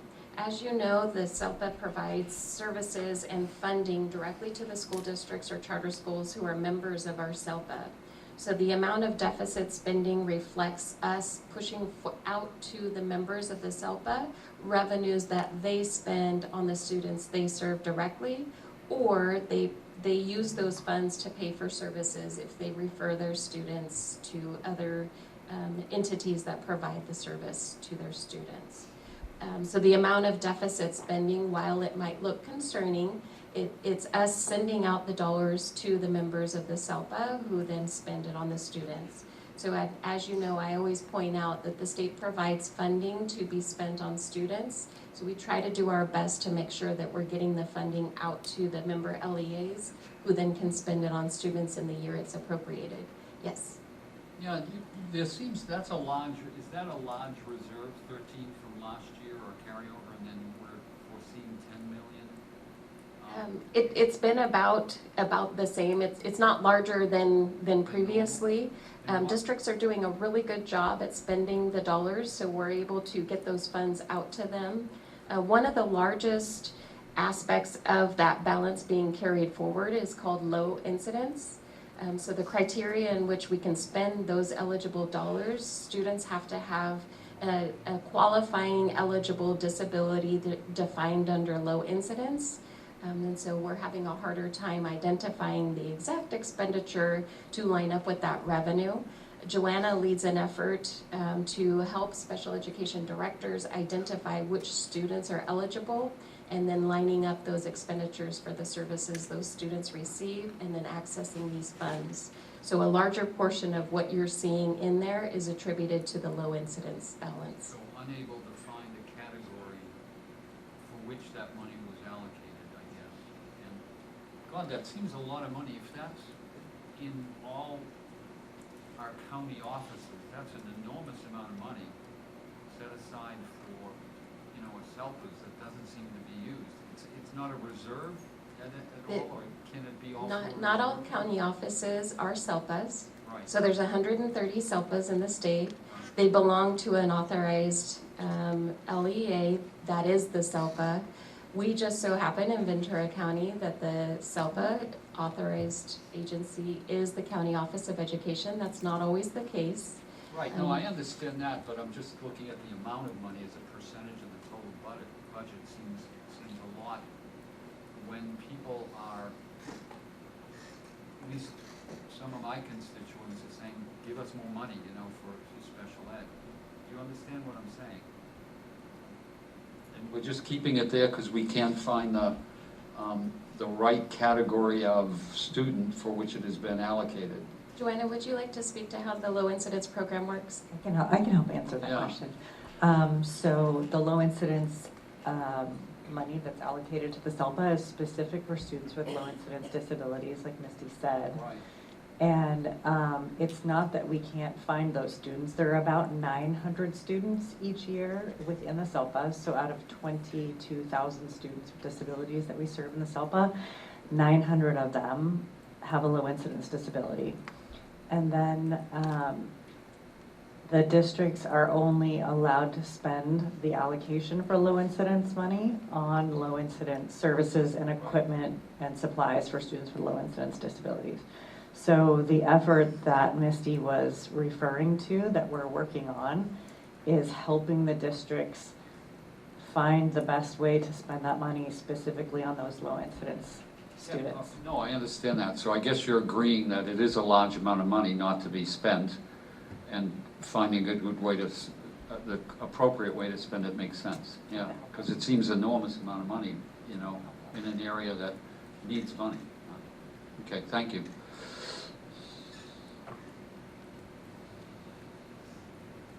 Okay, moving right along to the next section of the programs.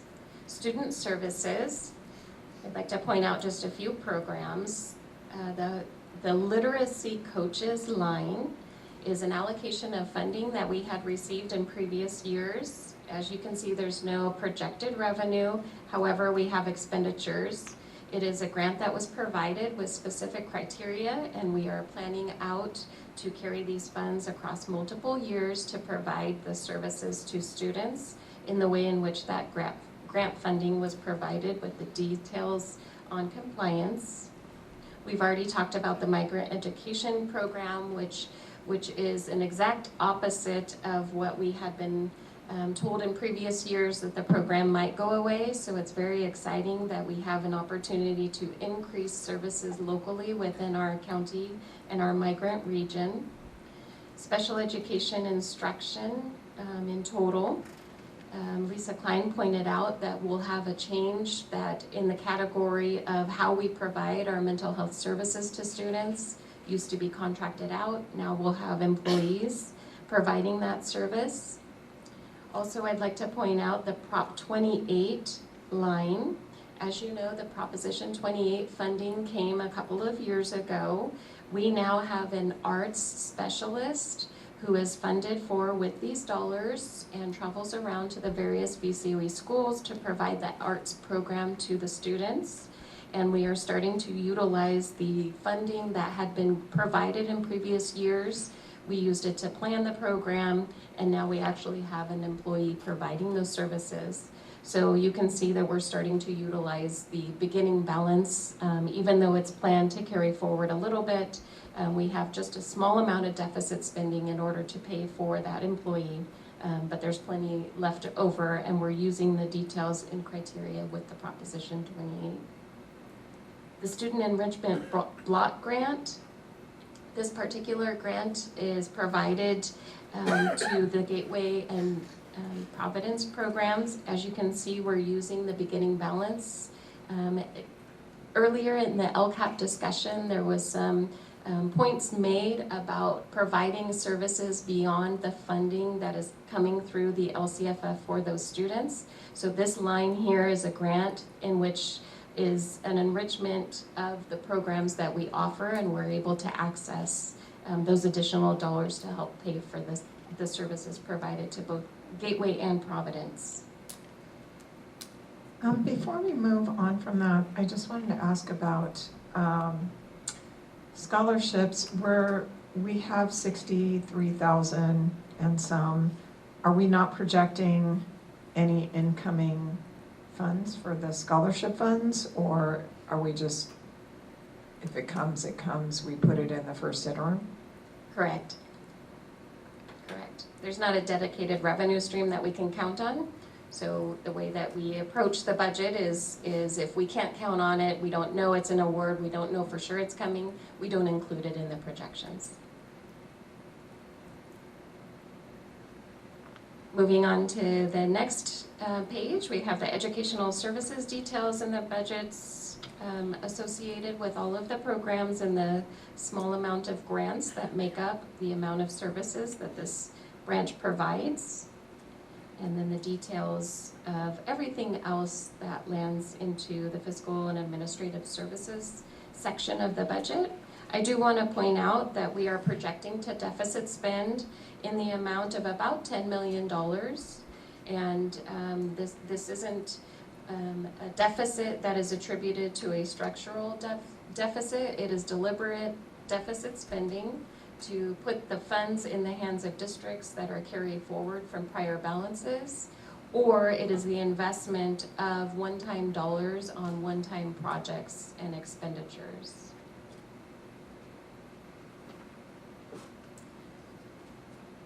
Hearing no questions on that page, we're going to fast forward all the way to the cash flow report. So Aurelia, if you could please go to page 16. Before we bypass that, can I just ask about the criteria and standards for the ADA and the LCSF not being met? I know we've probably covered this before, but I just wanted some clarification on why. So not being met means it's outside the standard deviation that is provided in that section, and we are in declining enrollment, so our decline is beyond the standard deviation that is typical for those criteria that are provided in that detail.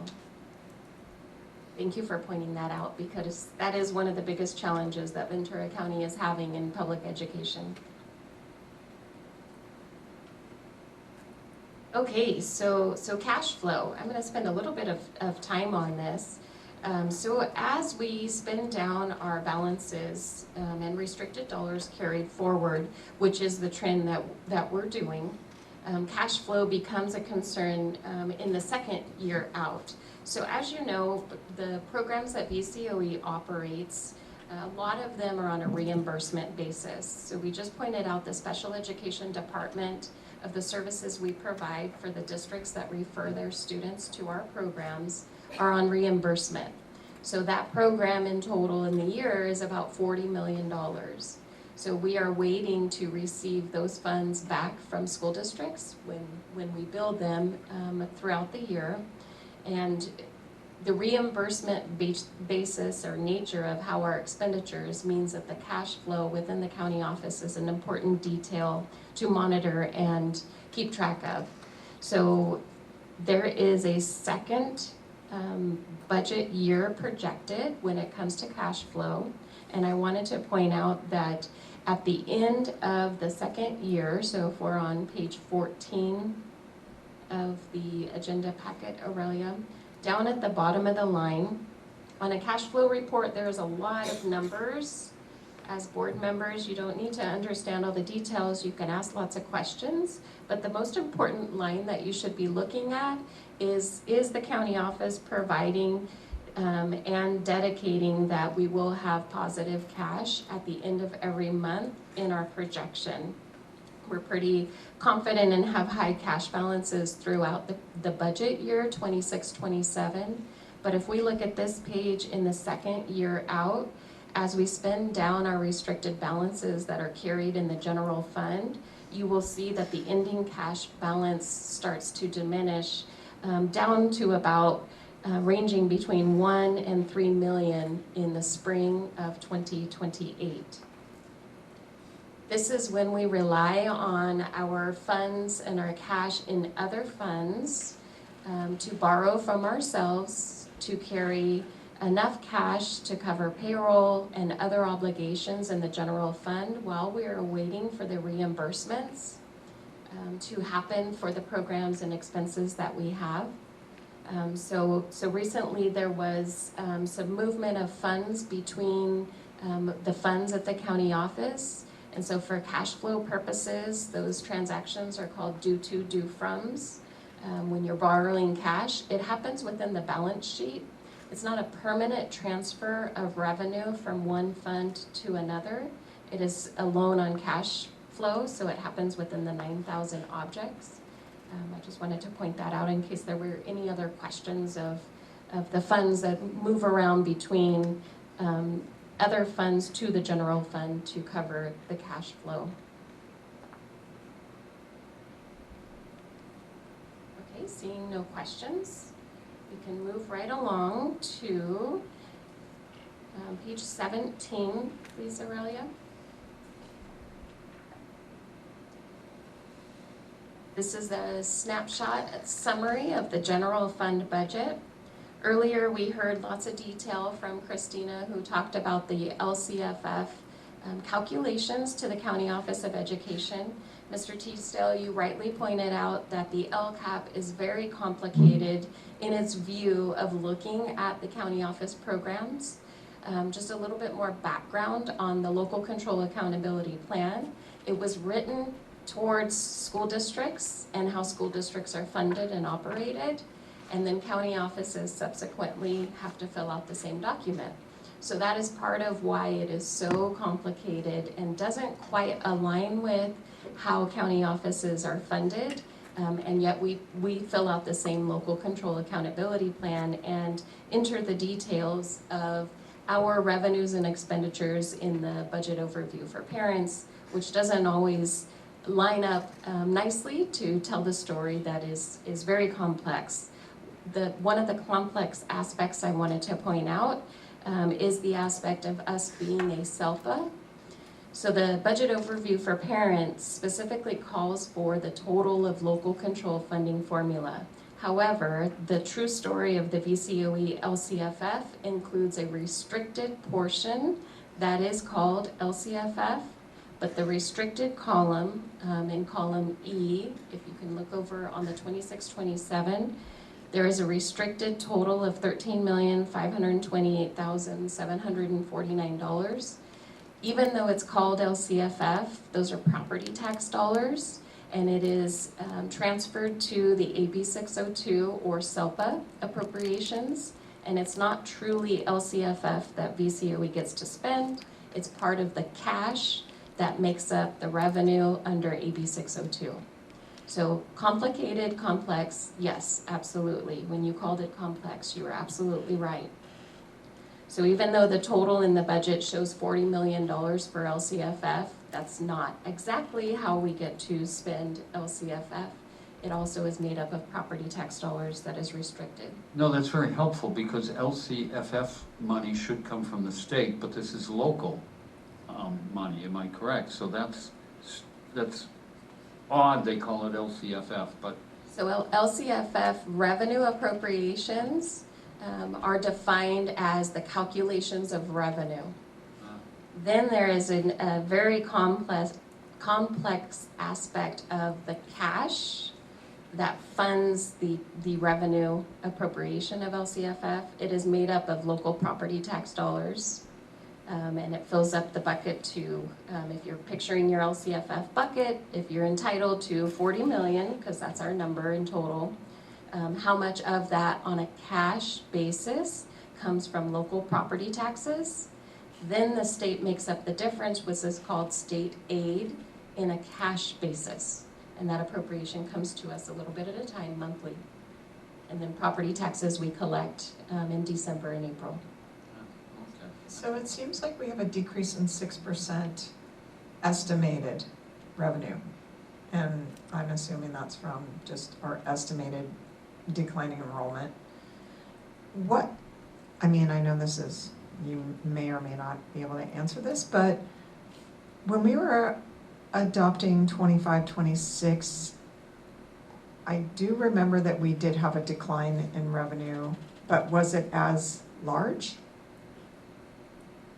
I don't have that figure in front of me. Lisa, can you talk to that? I think in both cases, if you see the major category where the biggest change is 11% is other local, and that's all our local contracts that make up a lot of our programs and services we provide outside of LCFF.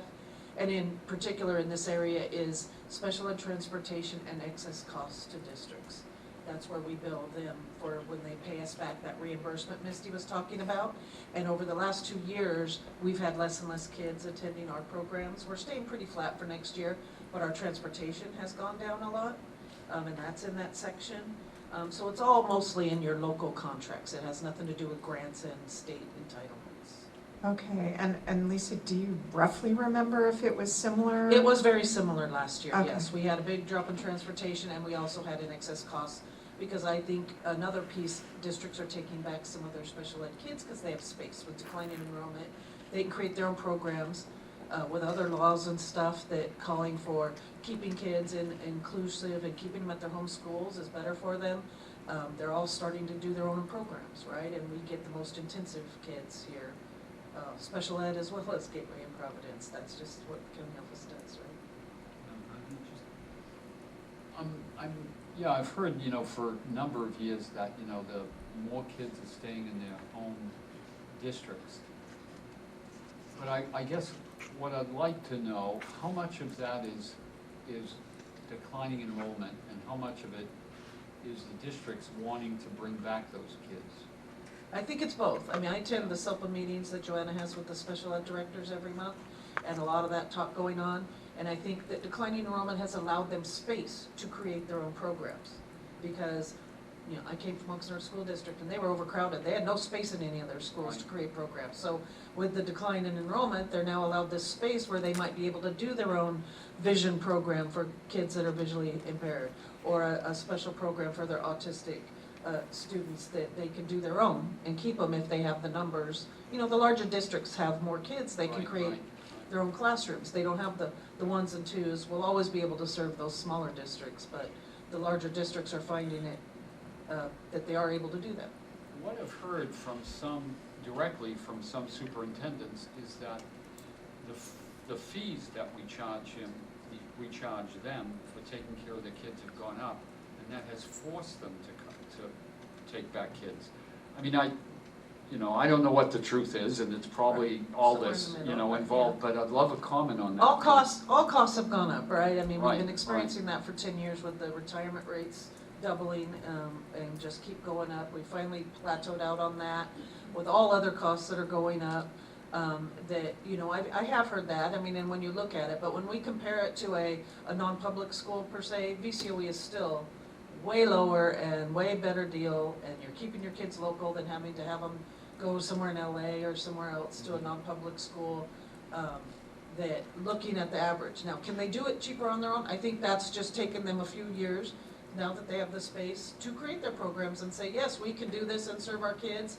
And it is better for the kids and cheaper for us because you don't have to transport them. You don't have to do a lot of the things you do if you bring them to a VCOE school, right? And easier for the kids. too, Yeah, and easier for the kids, yes. And it's really what's best for the students. There's a federal law called least restrictive environment. And so it's best if special education students can be served amongst their peers with their siblings on their home school. It's always what's best for the students, so we encourage that as much as possible. I know Joanna makes sure that districts are following all of the aspects always of what's in the best interest for the student. Yeah, I mean, when I heard this given to me, I said, well, how much, inflation, and you mentioned a couple reasons, retirements and the difficulty of finding specialized help. I'm sure our fees have gone up that we charge them. Do you know what that, do we have a rough estimate how much they might have gone up? I don't, for the last few years. The last 2 years, we've stayed pretty steady. It's been the average increase, which just is based on regular increases. We haven't had huge increases for any reason. Well, I can speak to that, Lisa. Yeah. We just reviewed that data. Going from 24-25 to 25-26, the programs that we hold separate are Triton and Phoenix. No, Phoenix is inside. Odyssey, thank you. Triton and Odyssey are held out separate, but the cost of the special, all other programs that we operate increased by about 15%, and there's a reason for that. We had unexpected decline in students. So when we lead into a school year, we carry forward as many teachers, paraeducators, psychologists, speech therapists, all of the staff that it takes to run our program, all based on the counts that our school districts are telling us they're going to send students. So what happened to us in 24-25, leading in both this year, 2 years in a row, is the students that the districts were sending to us didn't happen. So we were stuck with fixed cost that we couldn't do anything about. We have what we have when it comes to employees past March 15th. And so when the students didn't arrive and there was less students than were projected, the cost per student is higher because the costs are fixed and there's less students to divide that amongst. So the increase in per student cost is attributed to not having the amount of students. So we're trying to hold tight. Right now there is a projection that we might be able to have an additional classroom at Triton based on the referral of students. But those IEP processes have yet to be played out. Parents haven't signed that they're sending their student. So we're trying really hard to hold back and not add an additional teacher until we're certain that those students are gonna show up. And it's a really, really hard balance to manage because this time of year is a good time of year to find a teacher, to secure them and get them in place to start school in August. And yet our hands are tied because we don't know for sure if we're gonna have the students or not. So we try our hardest to hold back on expenditures and hiring too many people that then has to be divided out amongst a lower count of students. Yeah, well, Just to revenue add go- to that, if I can Yeah, add. go ahead, please. Yeah, when it comes to personnel for a situation like that, at a, say, a Triton, or we have 2 new programs or 2 new classes beginning, one in Foster School, Foster School, we're having a high school program created because the districts need it, and another one that's happening at Penfield, out in the Ventura area. These new programs put us in a situation where we have to have spots open for our schools. Problem with that, or with our districts rather, is that you're hiring ahead, so therefore you're incurring a cost, even though someone like me in HR wants to keep everything tight, because you don't want those numbers, the expenses to be larger than what we had predicted or said we were gonna be charging. Right. But then what do you do when the districts say, hey, we have a few students that we can no longer service here? And then we have the referrals, and Misty's correct, we do need to have those IEPs signed.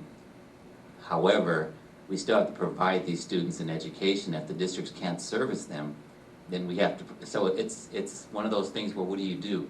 you try to keep the cost as low as possible, but you still gotta have flexibility so that there's spots available, but then a district but I'm paying so much more if the kids don't show up, or they do show up and we have to open up another class, so that's No, the situation. I understand that in business, we say there's incremental cost reduction, but fixed cost is stepwise. So you gotta make big decisions whether to hire people without knowing whether you're gonna get the revenue that meets that.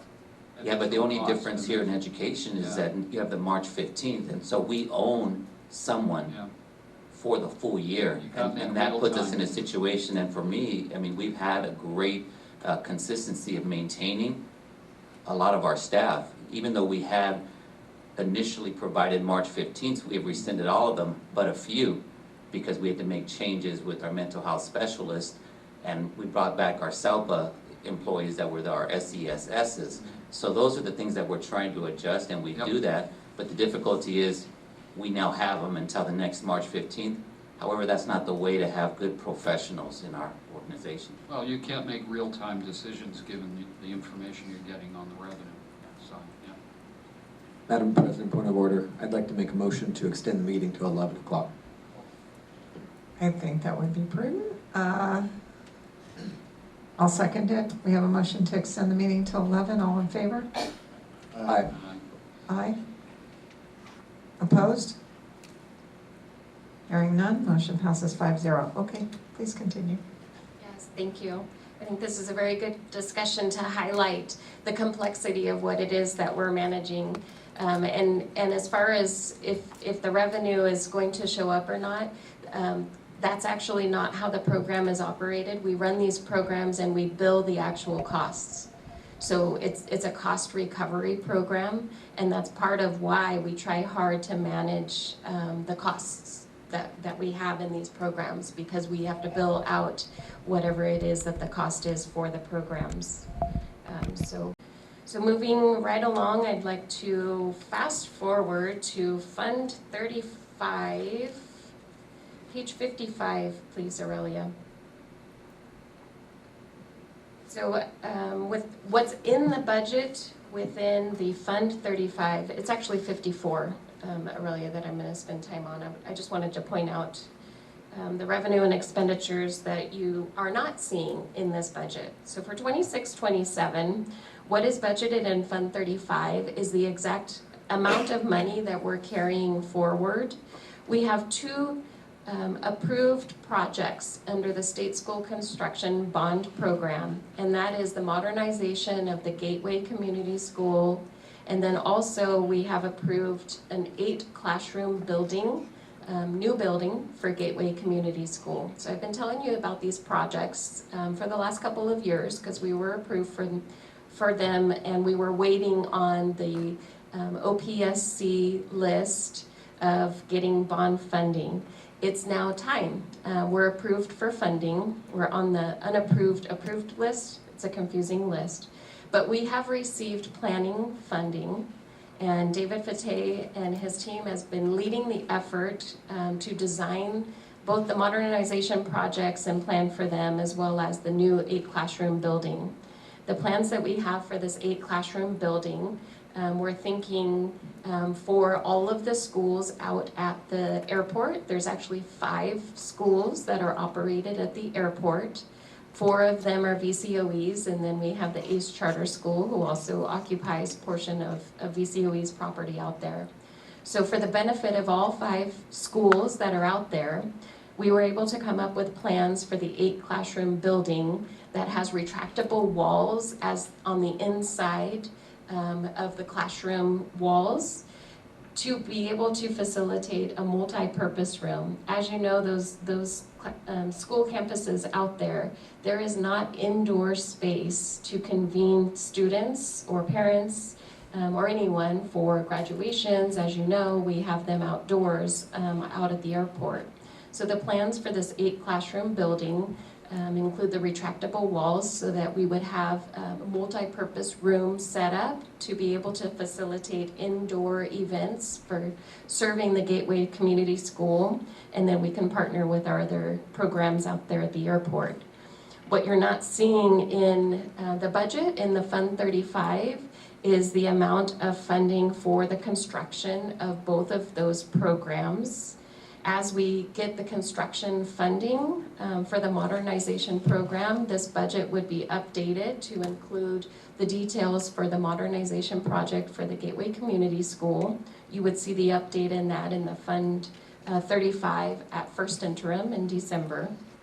For the construction of the program, we have a situation where the plans for the construction, the estimated cost is about $17 million. We haven't gone out to bid yet, so it's just an estimate from the architects of what it might cost to build those plans. The funding that has come in from the state is about $9 million. So we would have to make up the difference between the actual cost. We do have funds set aside that we could use on a one-time basis. Should the opportunity come where we're funded for construction, we would have to make that decision if we want to utilize some one-time funds in order to construct this building that would be paid for by the state bond program. And then we would pick up the difference should there be any. So I just wanted to point that out. It's not in the budget, but it's something for consideration that might be brought to you in the coming months or the coming year, depending upon when the action is provided to send the construction dollars our way. So Misty, just because I have been asked actually 2 questions lately.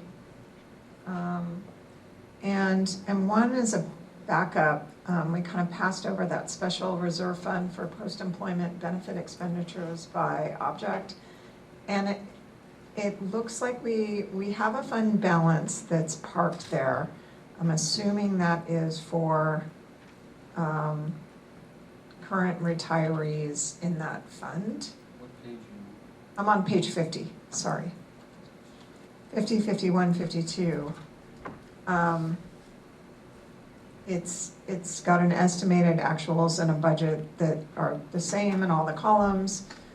There's no percent differences, and I'm assuming that fund is just there to fund post-retirement benefits prior to 1997. Yes, that's the designation of it. So you're pointing out this would be an availability of utilizing these dollars if we could transfer them. It is a special reserve. It's set aside for this purpose. Going backwards in time just a little bit, there were VCOE didn't have a Fund 17 and a Fund 20. All the funds set aside for special reserve were all lumped in Fund 20. I don't remember what year we did, but we opened up Special Reserve Fund 17 to separate out specifically for why we're carrying those funds. They've been used for cash flow, but you're rightly pointing out this could be an available source. Either that or 17, should we choose to use it as an investment in a facilities project. But right now it is designated as Special Reserve Fund for Post-Employment Benefits. Okay, so, well, my question was just, it was, because I do recall we had a fund specifically for this, for the given population that still exists in that fund, drawing out of that fund.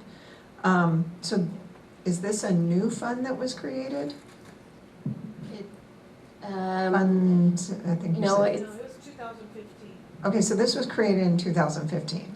And just for the purposes of understanding this is money that's parked in there specifically to fund retirees who are under the lifetime benefits.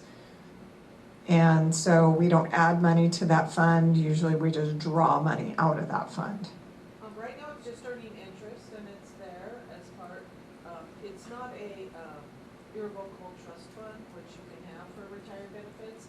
It's, you can take money in and out if you wanted to for other purposes, but it just doesn't puts us in the financial. We do a study every year, the OPEB, for benefits that we provide, and it looks at this balance to say if we are fiscally solvent or not for OPEB benefits, right? And obviously, 2015, we probably had somewhere around 40 retirees, and it's dropped, I mean, it's that population, we're down to about a dozen or 15 around that area, now. So yes, it's grown to this amount with interest, probably larger than we need, but it's there available for any kind of financial. Okay, yeah, historically, this would come up in the budgets and we'd go over that. And so I wanted to clarify that. And then the other question I had asked is, so we're doing this these modernization projects, and they go out for bid architecturally, and we used to have the bids presented to the board. Is that something you anticipate that will come before our board, or the bids being made public for the modernization project, so forth, when it comes down to doing that? Yes, when it's time. Yes, so the architect aspect is done. You do that with the planning money. This was done, I don't know how many years, 5 years ago. Thank you, David. 5 years ago. So we've been talking about these projects for a while. For a while. Yeah.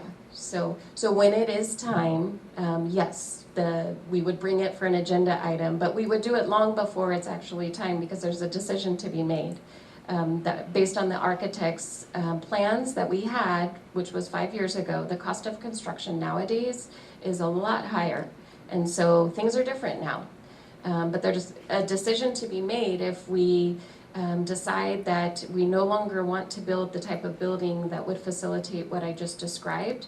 We would have to step out of line, and we would not be shovel ready, and therefore we would step out of line in our eligibility to receive the funding, and we would start over. We would go back to the drawing board and have to redo the plans, basically, and redo everything. And then you would wait in line again when you're shovel ready for construction. So there's a big decision to be made. We will agendize it specifically when it's time to go over more details. And then yes, it would be publicly bidded and following all that aspect. But when it's time to do that, we'll definitely bring it forward as a separate agenda item. I just wanted to point it out that it's something that's not in the budget that is going to be coming up.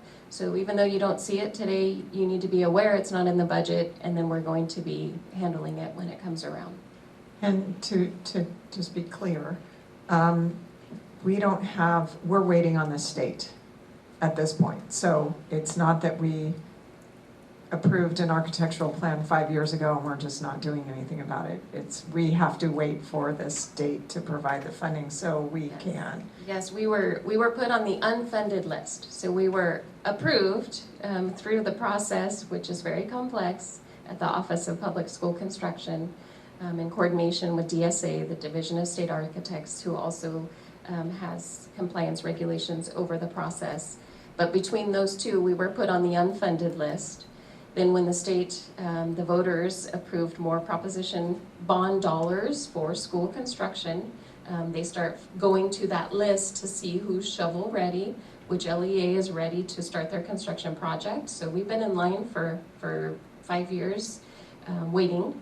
And now that it's time, we have a different dynamic. The economic conditions for construction are different. So now we have plans that don't meet the criteria for what we're looking at being approved on the state level for those 8 classrooms to be constructed. Well, just to add, we also have a different dynamic in enrollment. I don't know if that at all affects, because building a new building with declining enrollment, we're in a different situation we were in 5 years ago, I think. I don't know if that, I think that would be a dynamic to revisit, I would imagine. That's a very good question, and you're making a good point. It's part of the eligibility process, and we have gone through that recently. So at each step, when you're in line for these construction projects, they revisit the financial eligibility for the hardship funding. They revisit your eligibility to receive those state bond dollars, and you're exactly accurate, Mr. Teasdale. It's based on your students that you serve. The criteria that they use were approved. So we're still in line and we're still receiving all of the progress because we get revisited every couple years on all the eligibility criteria. And believe it or not, we have enough Gateway students and the other students that are included in the calculations for County Office of Education, and we're still eligible for this construction project. And they are very old buildings. Yes. So, Rachel, I would like to go back to the funds that you're pointing out, and thank you for pointing out those balances. So in total, between those two funds, we have about $35 million available for cash flow purposes. Our payroll is $7 million a month, and so that gives us about 5 months. I wouldn't call it 5 months, though, of payroll, because every month we pay a lot of other financial obligations. And so comfortably, it's probably closer to about 3 months that we have the ability to cover both payroll and other obligations comfortably between those two funds. And as I pointed out, cash will start to get tight in 27-28 as we diminish those restricted fund balances. So those balances maintaining is very important so that we can meet our obligations on a cash flow basis.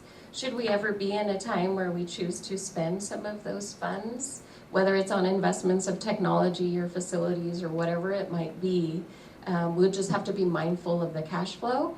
That's not the end-all answer. We can always issue a TRAN, a tax revenue anticipation note, which is the way that governments borrow cash on a short-term basis. That's always an option too.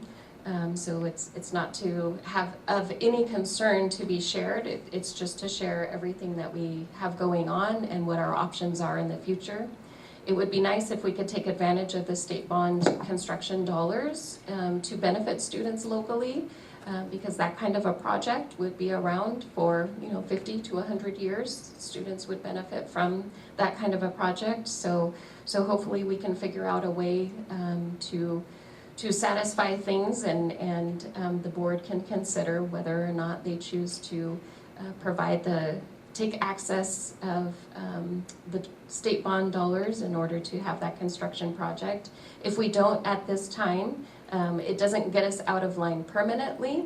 We would just go to the back of the line. We can redo plans and consider it in the future. It might be another, who knows, 2 years, 5 years, you never know. But as long as we're planning for it, we can keep the application active. Just one more thing before we move on, and then I'm thinking, like, what I'm understanding is these funds we draw from as opposed to getting a short-term loan, essentially, if we need to for payroll coverage in the months that we need that. I guess my question is, what is the rationale for using this fund as that short-term cash flow availability fund, especially in light of current questions and concerns?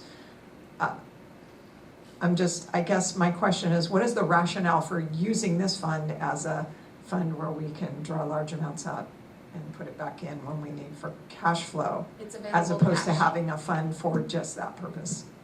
It's available cash. And in the SAC account code structure by the CD, there is no fund set aside just for that purpose. That's kind of 17. 17 is a special reserve, but you can use it as a special reserve for X, and you just denote that, right, in the SAC files, so that it shows what are you reserving money for, right, whatever it is, when you have it. If you don't have it committed, it's just cash that's available. Madam President, just a comment. Have we taken into consideration that 5 or 6 people have been removed from that list of employees who have post-employment benefits yet? Yes. That has been calculated into this? The study is done every June. Okay, so it'll be done this year. Yeah, And they'll those get folks, data from us in June, and then they provide us the report as of June 30th, list. and those folks have been reduced, have been eliminated from the list of eligible employees. We don't keep a list until they retire, so until someone retires and is actually receiving the benefits. Well, if you're doing actuarial numbers, you've got to have some number of lists that They says. also look at all current employees on this actuarial to see if people will purchase the benefits when you retire. Yeah, there's another aspect. Yes. But we just reduced, or at least we've been informed that a number of people who had lifetime benefits, that's been null and void. But Because it was, can I finish? Yeah, and I'm asking, have they been taken off, any calculations, or will they be taken off if you haven't done that calculation? So we have some sort of good numbers here in terms of how liable we might be. Yes, whatever data Because that's an we provide actuarial. in June will be the actual data of people who are eligible. Okay, Yes. so there is a list, because that's how you do the actuarials. Okay, thank you. There is another aspect to the actuarial report that makes it a little bit confusing. There is a provision that employees are allowed to buy back health insurance upon retirement until age 65. So part of the actuarial calculations takes into account an aspect of funding that might be, even though employees pay for the premium, when the actuarial is taking into consideration those folks being inside of that health program of retirees.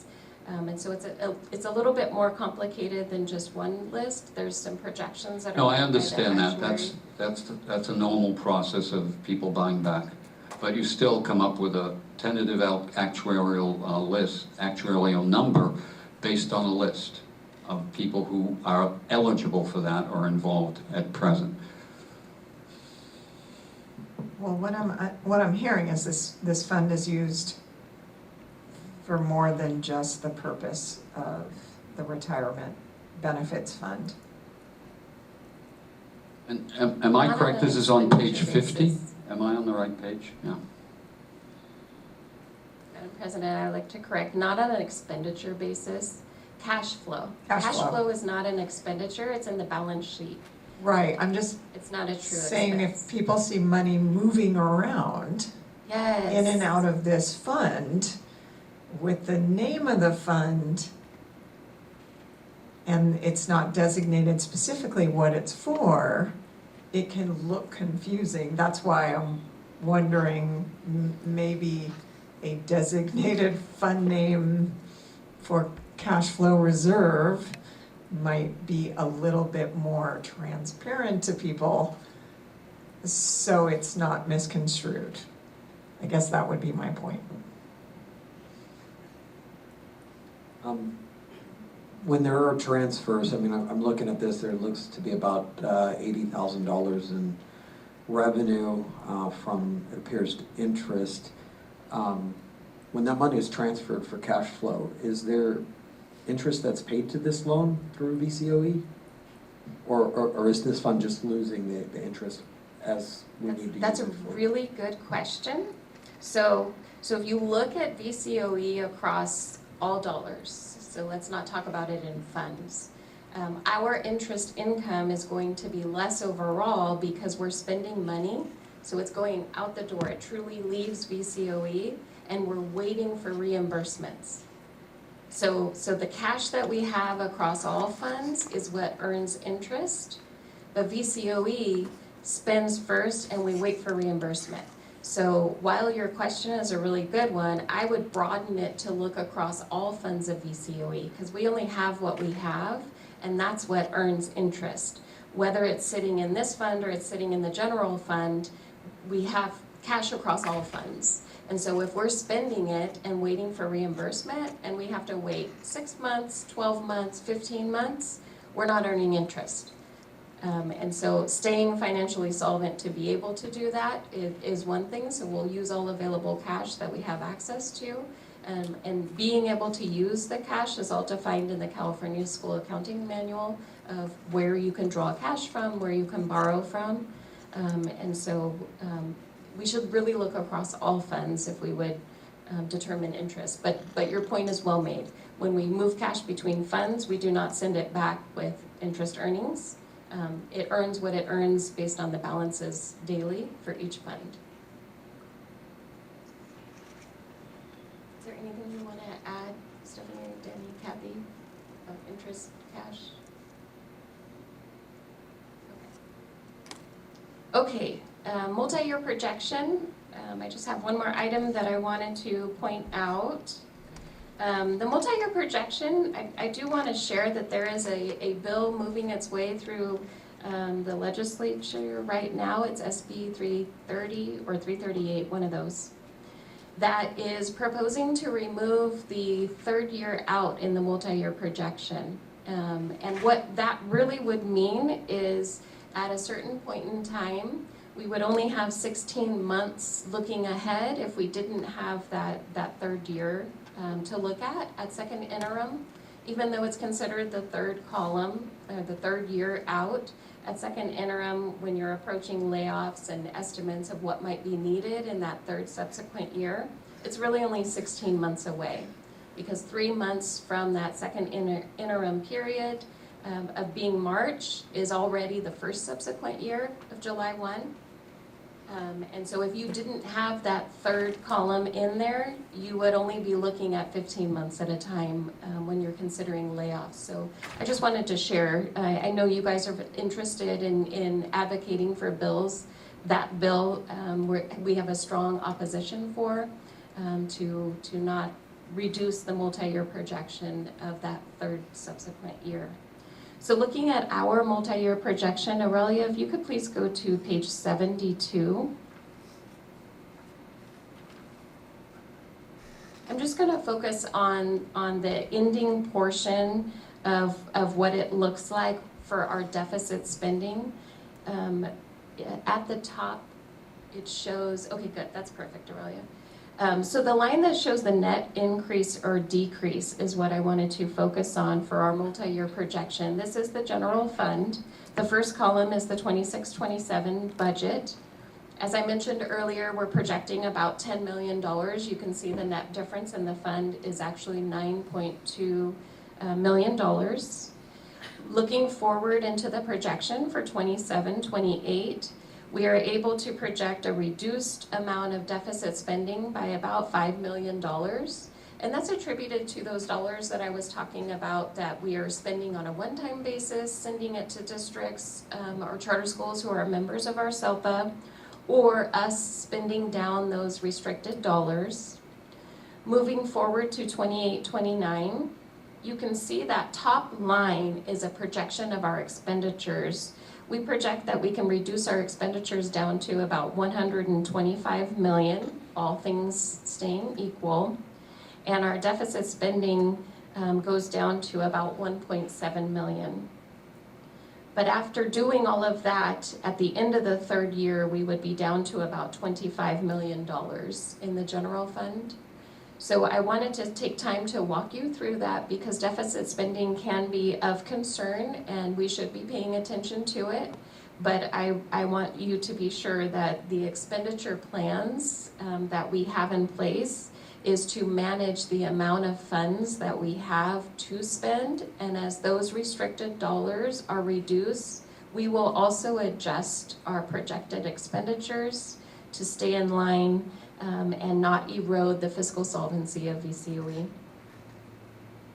Do you have any questions about the amount of deficit spending and how it's this projection is playing out over 3 years?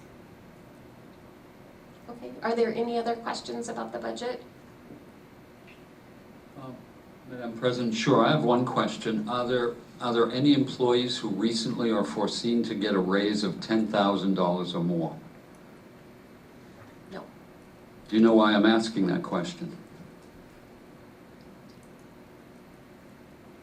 It's the ed code that any raise of that amount needs to be reported to this board. Right. And in information handed to me last week, there are several raises in the last 3 or 4 years of $10,000 or more to employees that, in my mind, I haven't seen on the minutes or have any memory of having been reported to us. Right, so Were you aware that there was an ed code that made it legal or important, obliged you to report raises of 10K or more to the board? Mr. Any employee? VCOE's practice to report those types of changes in salaries has been within the interim reports that are provided. The updates and details are within the details that are provided in the interim. If you guys would like that agendized separately, we'd be happy to do that. Anything going forward, any raise of that, I wanted agendized separately and very clearly, because I was not aware of those raises. If they're in a 140-page report, I find that lacks clarity and transparency.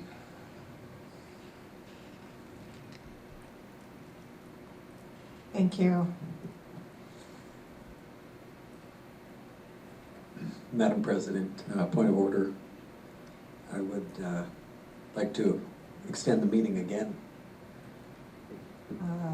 Okay. 11:30? 11:30. We have a motion. Do we have a second? Maybe 11 o'clock. Do we need more? We already extended it to 11. Oh, I guess we should ask Ms. Key, how long do you think? What's your recommendation? I have concluded my presentation. that's what I thought. If you That's guys what have I any more heard. questions, we'd be happy to answer them. I think we can do it by 11, unless we have lots more questions. Okay, so we'll open it up to questions. Fellow board members? None for me. Dr. Flores? No? No? Trustee Lucas? Trustee Teasdale? none. All right. I have no questions other than the ones for clarification. At this point, at 10:50, I will open the public hearing for the county budget, the 26-27 VCOE budget. I believe we will vote on this budget on Monday after the LCAP. Anyone from the public? Not seeing any public comments. I'm going to go ahead and close the public hearing at 10:50 a.m. And we will move on to board member comments. I'll start with Trustee Teasdale. None at this time. Trustee Lucas. I appreciated the student trustee coming, and I think it would be a great idea for us to, as a board, take a look at that, and I fully support that. Trustee Kidd. I just want to thank staff for all the work that went into this morning, and I'll hold the rest of my comments for Monday night. Trustee Flores. Oh, same comment. This work is tremendous work. It's great detailed work. I'm a numbers guy, but I can't get into this as well. I'm just glad you all are here to walk us through this. Ms. Key, likewise, thank you.